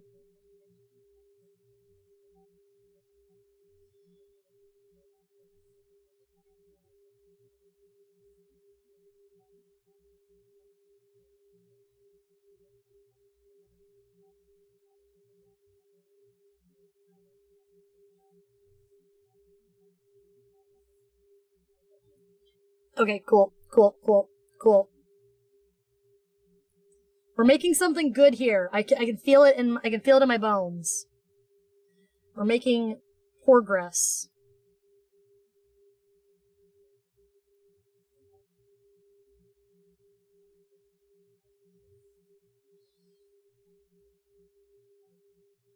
That's something, right?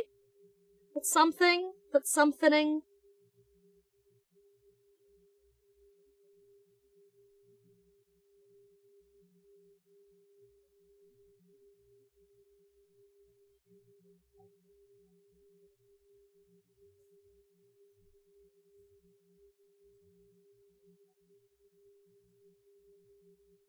It would be a really fun game to play on stream, though. I really want to play, like, Jumpstart.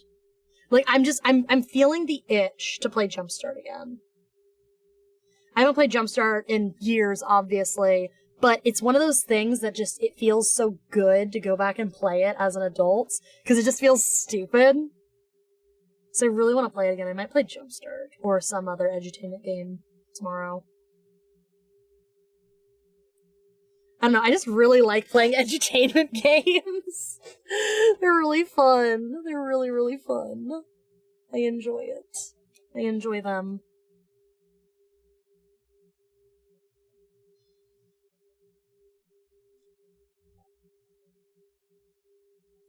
This is one of the problems with, like, not having a schedule, you know, like most VTubers do. And just deciding what I want to stream, seat of my ass. Because now I have to decide last second instead of just being like, what am I doing tomorrow? Oh, well, past version of me already decided, so I guess we're just doing that.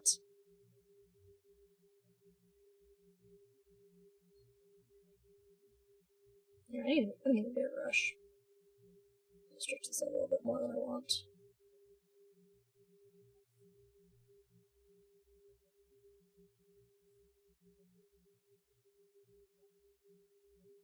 Yeah, I like that. That's fine.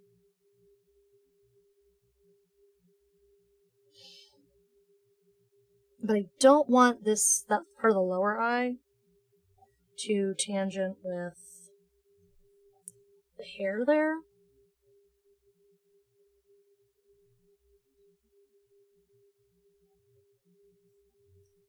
So definitely gonna trim that.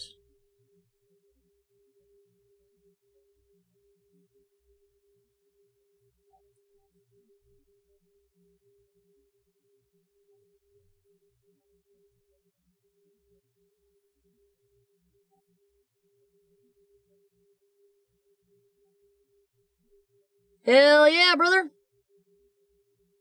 Hell yeah!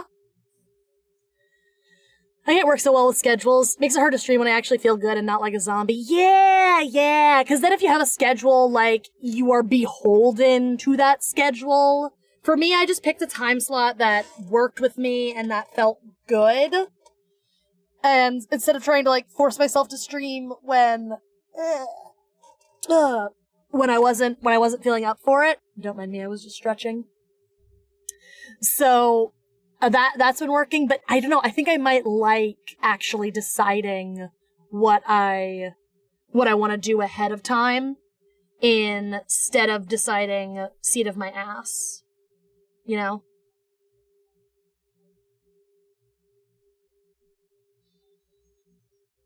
I want to keep these separated for now, actually. And I also want...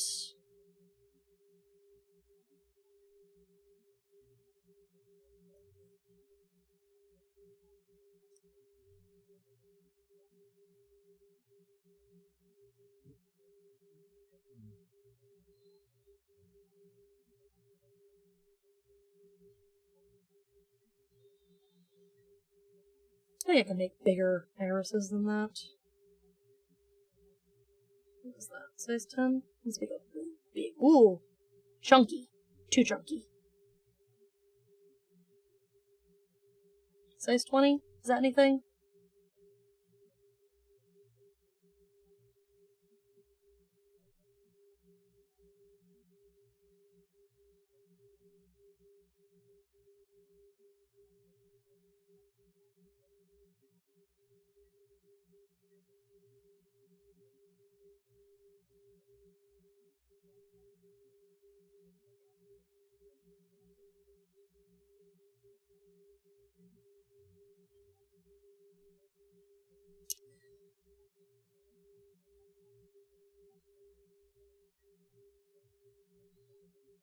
That way, instead of having to, like, redraw it over and over and over, I can just do that.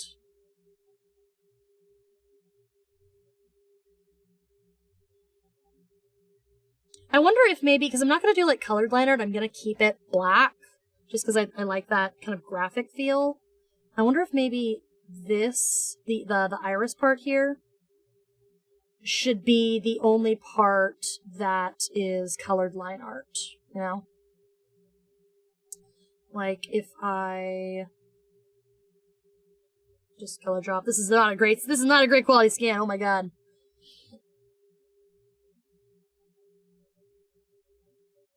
And then...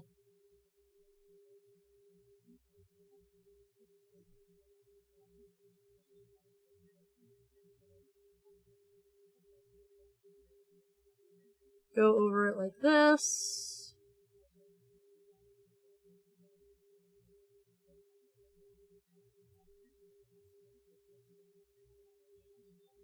Yeah, I think that might look interesting. I make this like a blue character, blue color, instead of a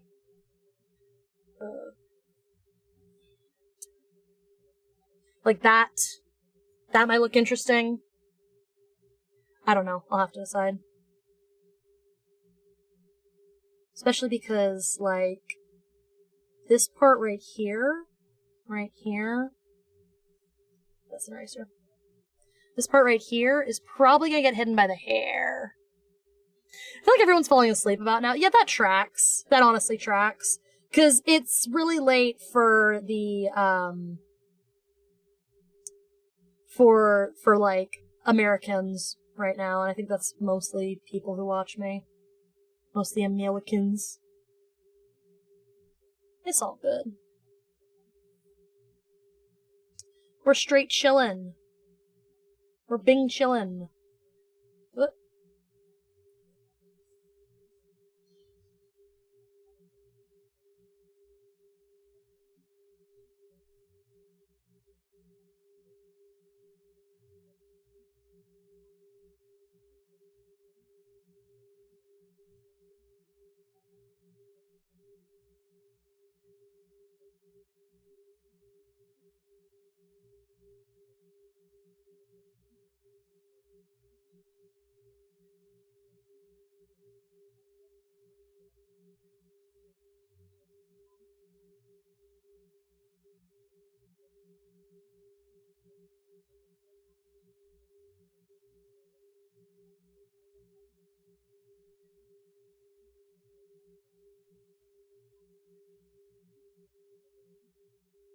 There we go.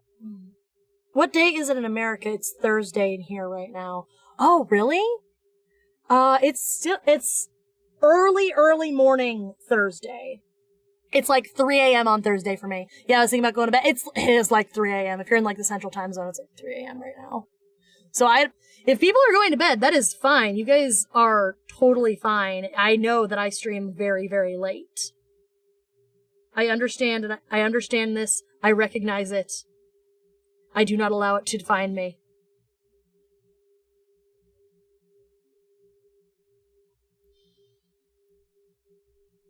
Yeah, that's cute. That's cute. It's 9:20 over there right now. Oh, okay.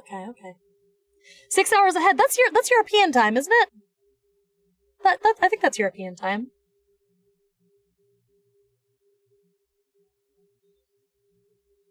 There we go. That's something, right? That's pretty funny. The eyebrows really make it, I think. UK? Yeah, that's what I thought. British, ain't it? British, innit? British, pip pip cheerio, governor. Is that you right now? Is that you right now? Please tell me that's you right now. Because if that's you right now and you didn't tell me, you gotta tell me, okay?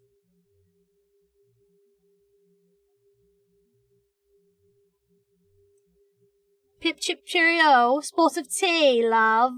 Is that anything? Probably all things you've heard before.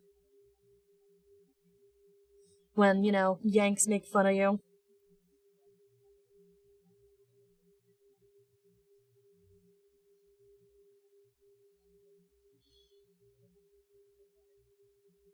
Hey, here's a question. Here's my question, right?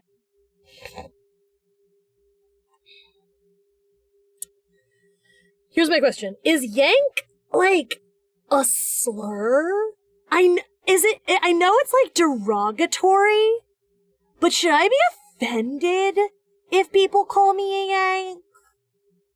Or is it just, like, a calling you stupid and not necessarily, like, being discriminatory kind of thing? Because I've heard the term yank thrown around for Americans before, and it's like, yeah, Americans are stupid, we should be called stupid sometimes, but, like, is it really offensive, or just kind of like calling someone a dumbass offensive? Dumbass specifically American flavored kind of way, I mean, I'm probably not going to be offended if someone calls me a yank, either way, but it's funny. I'm not sure it has any meaning besides just American. Oh, okay. Yeah, because I've seen it used, like, American derogatory. You know? I don't really know, though. Gotcha. Yank is like the equivalent of just calling someone a Brit. Gotcha. British, quote-unquote, people. I kind of, like, unironically love that meme. I think it's funny. I think just the usage of the quote-unquote is just really silly. Beans on toast looking head ass. Good. Why am I hungry? I just had McDonald's. Does it like 8 o'clock count as just having McDonald's? Does that count? Or should I eat again? Because I'm getting kinda hungry. But I also don't know if it's like mealtime again. This always happens to me. I forget what time is and then I don't eat for hours. Call that living on fungi time. Sure, why not? Oh god, we still have to do the guitar! Fuck! My life is pain. At least it's almost done. We're getting there. We're getting there. I think like the guitar is like actually the last thing we have to do the line art here. Which is good. But I'm hungry. I'm feeling snacky. Make it a keytar? Lol. No strings attached? Yeah, so the reason, I actually, it's a very specific, bass that she's playing. She's playing my friend's bass. She's playing this bass right here. She's playing this one. Cause this is a gift art for my friend who helped me build my PC. And this is the bass that he plays. So that's why I had her drawing this particular bass instead of just drawing the one that she plays in the anime. I'm gonna eepy, eeper, sleepy, eeper, sleeper, that's you right now? Okay, thank you for coming by and hanging out with us. Thank you for staying up until ass o'clock at 3:30 in the morning. Holy moly. It is very late. It is very late, but also we're very powerful for being up so late. God himself cannot stop us.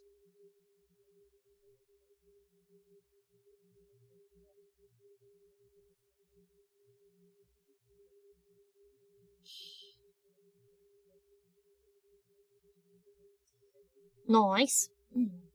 It's only 1:30. Oh, it's only 1:30. Okay, cool. I'm glad that it's only 1:30 for you, honestly, because I feel a little bad if you stayed up until like ass o'clock for me.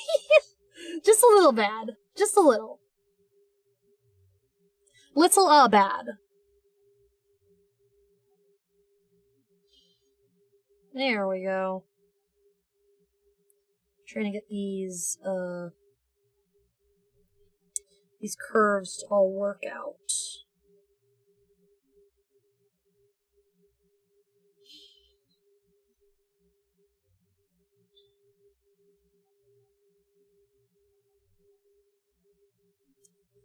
Maybe that's me.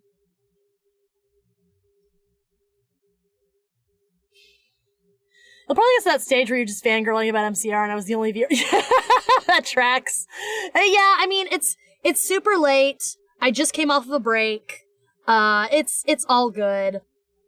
And also, like, 90% of my audience watched me when I had a different time slot. So moving to this late night time slot makes it hard for the people who do want to watch me to catch me when I'm around. So I kind of shot myself in the foot here, but you know, times just change. My situation's changed, so I got different things going on. So it's all good. It's all good. We're chilling. We're just having a good time. That's the important thing. The whole thing is I just want to have a good time, and I want to have fun, and I want to not feel stressed, and I want to enjoy myself. Actually, you know what? Instead of doing that, I think I should just use a rectangle.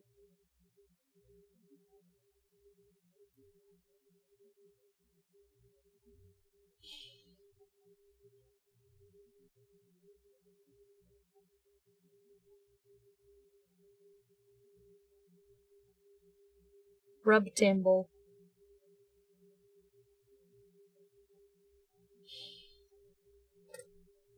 And then just reuse this rectangle so I don't have to draw the same thing over and over.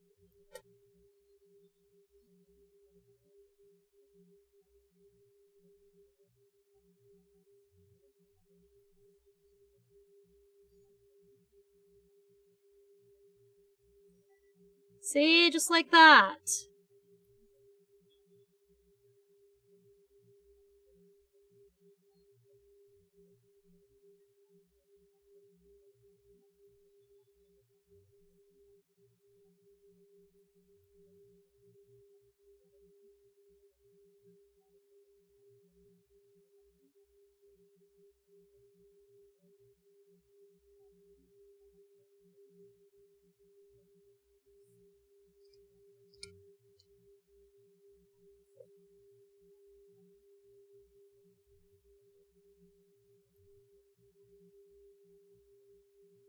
Ribbamole.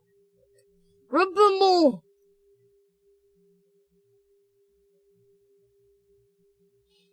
Art is hard. I actually have a very rare color Fender Squire guitar, only made around 2007, 2008. That's really cool. Still with the film on it. Hell yeah. I don't know anything about guitars, so I don't know if that's a flex or not. But I think having guitars are cool. Can you play Wonderwall? Can you play Wonderwall, huh? That's the real test for any guitar owner.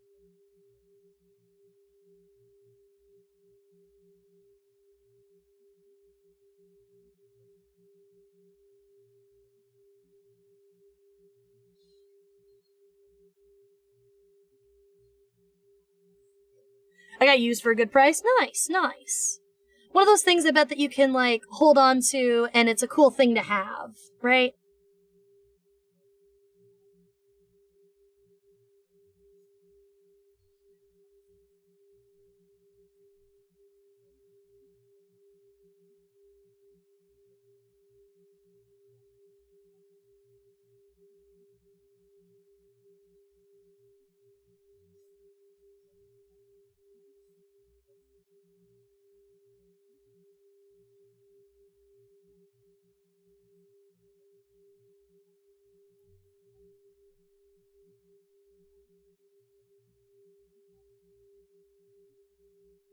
Hell yeah. I'm not good at playing anything. I want to learn, but my driving test takes priority. Yeah, definitely, definitely. Not a lot of people in the UK can drive. Is that right? I feel like I heard that somewhere. Because you guys have better transportation than in the US. I've also learned piano. Nice, nice. Can you play For Elise yet?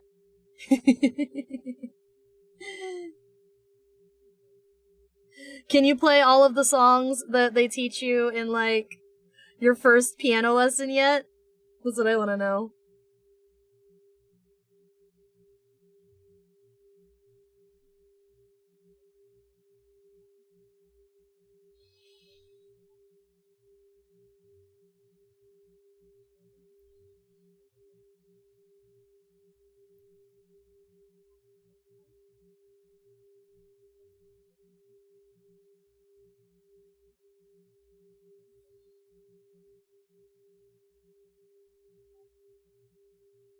I didn't mean to do that.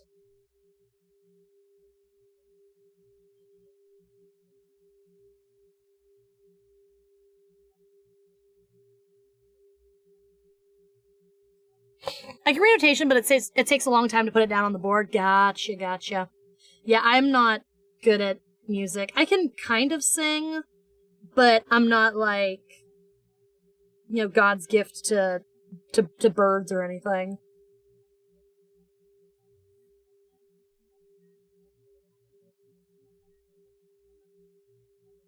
There we go. We got dots. And I can reuse these dots later. See, like I might reuse them here. Just to make everything look kind of cool. And also so I don't have to redraw the same circles over and over.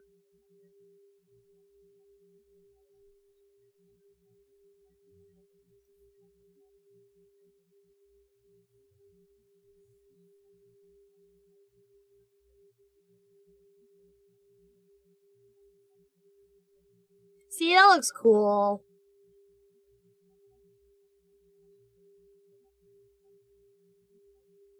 Hell yeah. Bass guitar! Lego guitar. A little bit! Yeah. I'm going for kind of like a toony guitar vibe, you know? I'm not going for anything super duper realistic or accurate or anything. I'm just going for like, you know, it's cartoony. It's got shapes. It's got shapes. It's got silliness going on it. It's a little it's a tune guitar.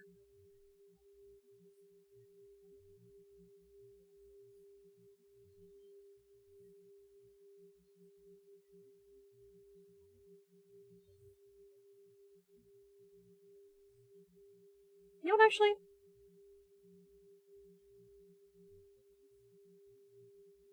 Yeah, make like a rounded rectangle.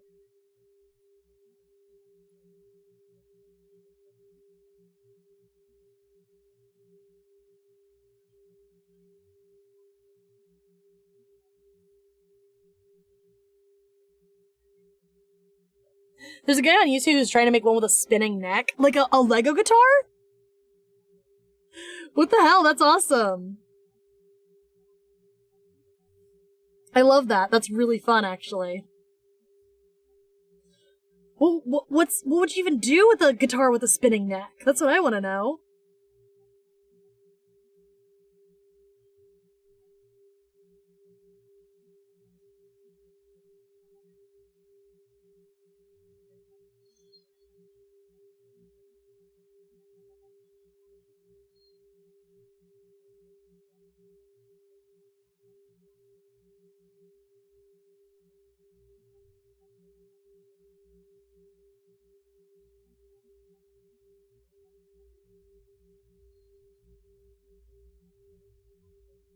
There we go. That looks cool. That looks like something. A real guitar with a spinning neck. What's the point? What's the point of that happening? Like, I guess just to look cool? Same reason why you make a guitar with a battle axe? You have a battle axe?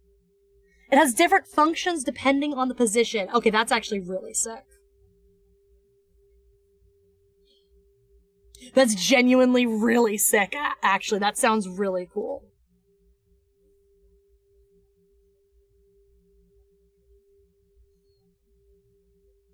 This one is supposed to be a knob.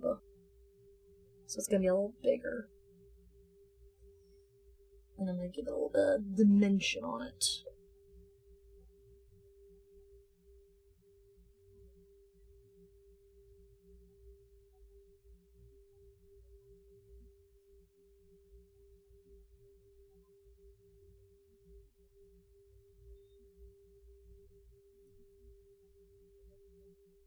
Boom. Get knobbed, idiot.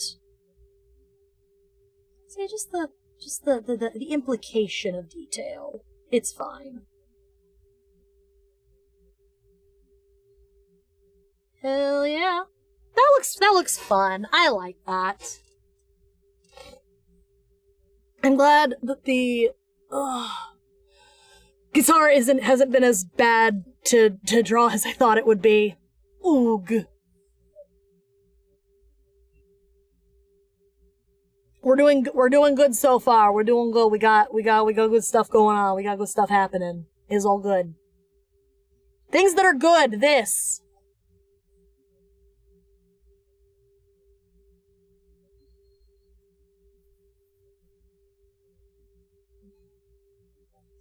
Cute Bocchi.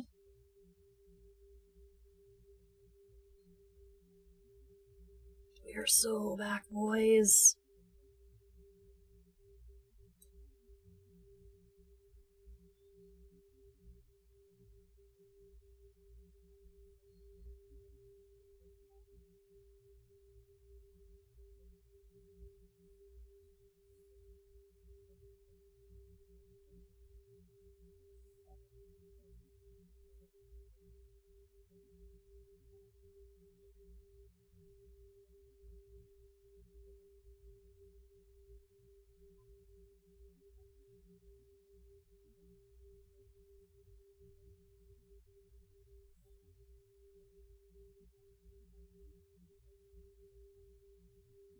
Doing that on purpose because I don't want to be thicker. I've almost invaded the chat, lol. That's fine. We're just chilling. We're just chilling. It's all good. Sometimes it's nice to just, chill. Have a good chill time, not worry about too much.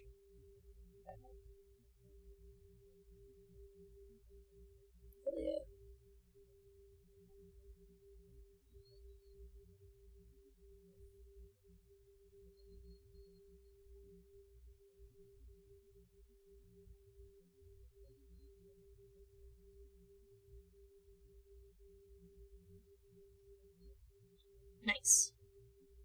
Nice.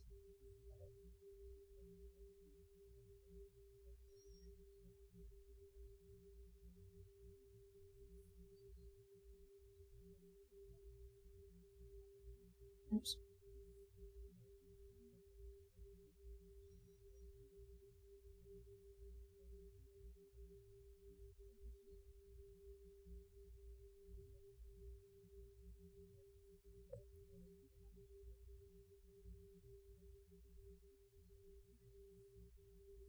Yeah.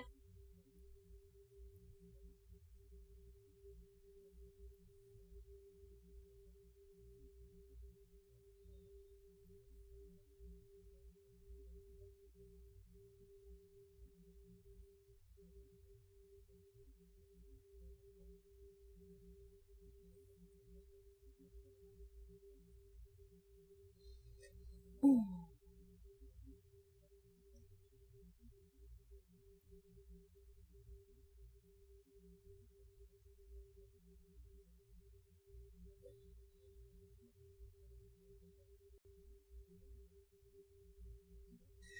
I've never drawn a guitar before. Can anyone tell?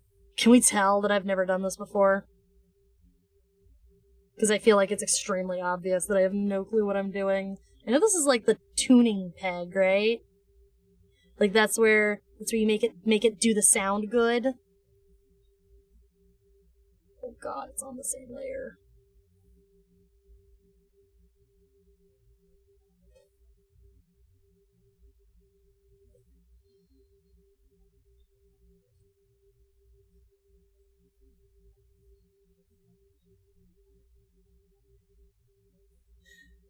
Lens would be much more wonky if I tried to draw one. Yeah.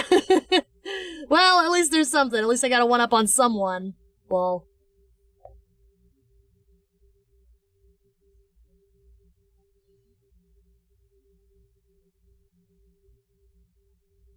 We gotta take our dubs where we can get them.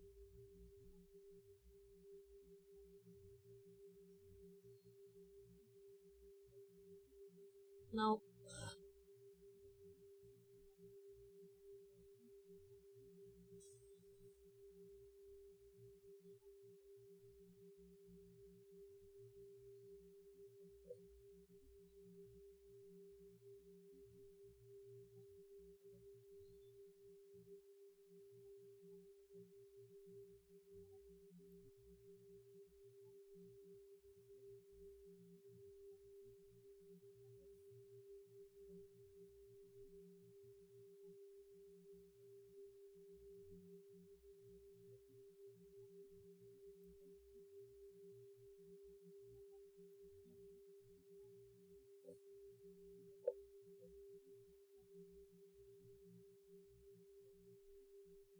There we go. Hell yeah. Hell yeah, hell yeah, hell yeah.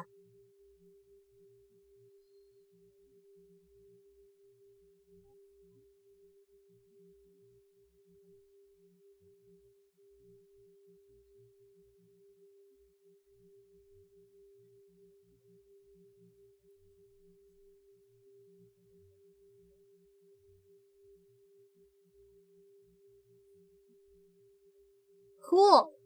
Cool. Cool. Cool. Cool. Cool. I think that's all the line art. I'm wondering if maybe I want to be lazy. I want to be lazy and I want to just leave the, like, actual strings for the coloring stage. Because I think I want the strings to be, like, silver. I don't want them to be black. I think that might be a good idea. Yeah, and I think I also want, like, these details right here of the base, right? I want to do those in colors too. Well, I think they got line art on the actual thing. So yeah, actually I think I'll land those too.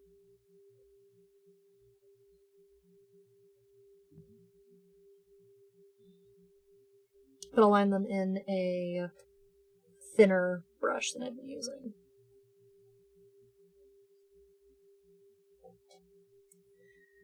God, 100,000 by 40,000 pixels for my recent panty background. That's insane. You're crazy, dude.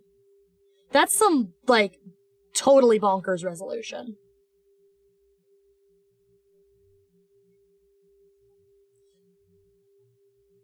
I bet you can see literally everything with that resolution, though.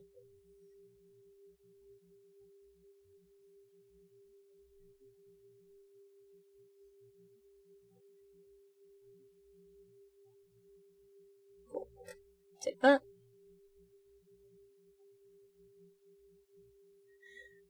You can actually get 6-string basses, although they're less common. I actually didn't know that.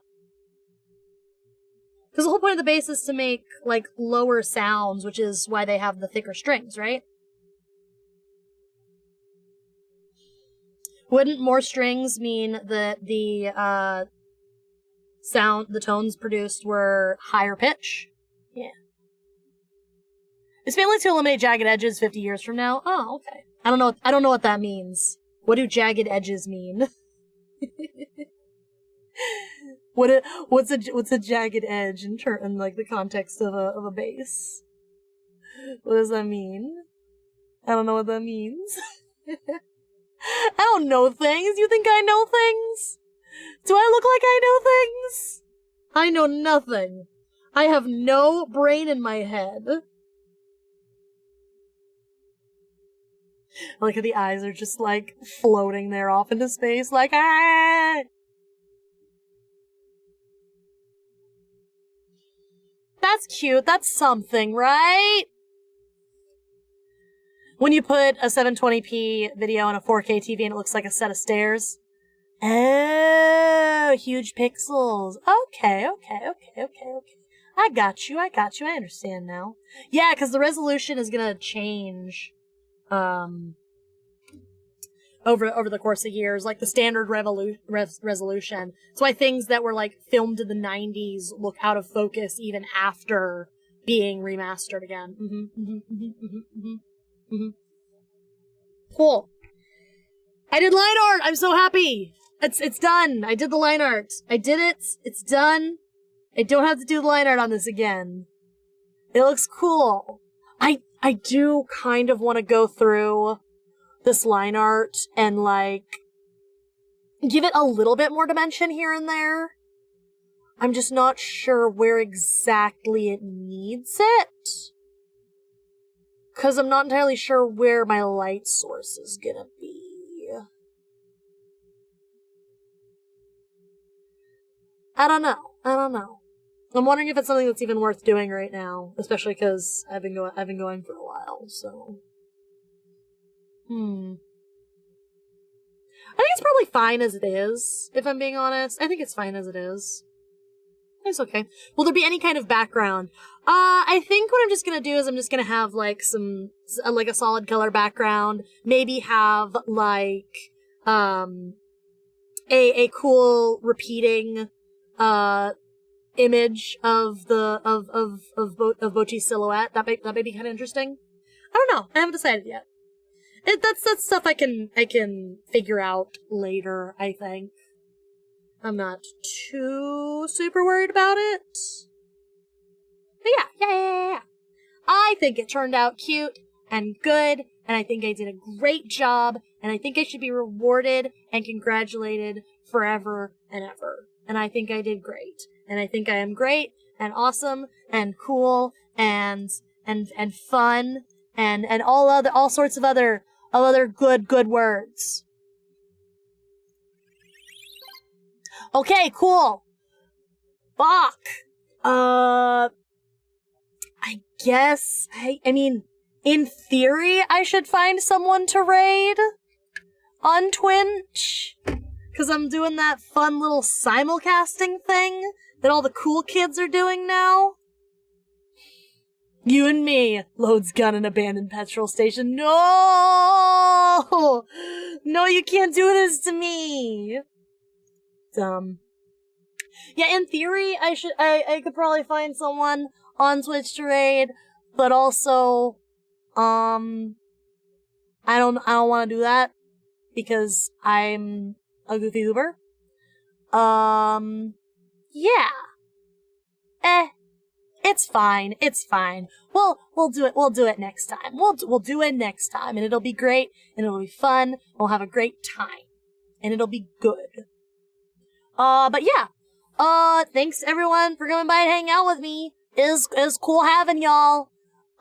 See you tomorrow. We'll play a game. I haven't decided what game we're playing yet. But we'll play something. Might do more art, but I don't know. Do I look like I know anything? I don't know anything. I got no brain in my head. Yeah. Boy. Well, bye. Bye. I'll see you on the flip side, my silly gang.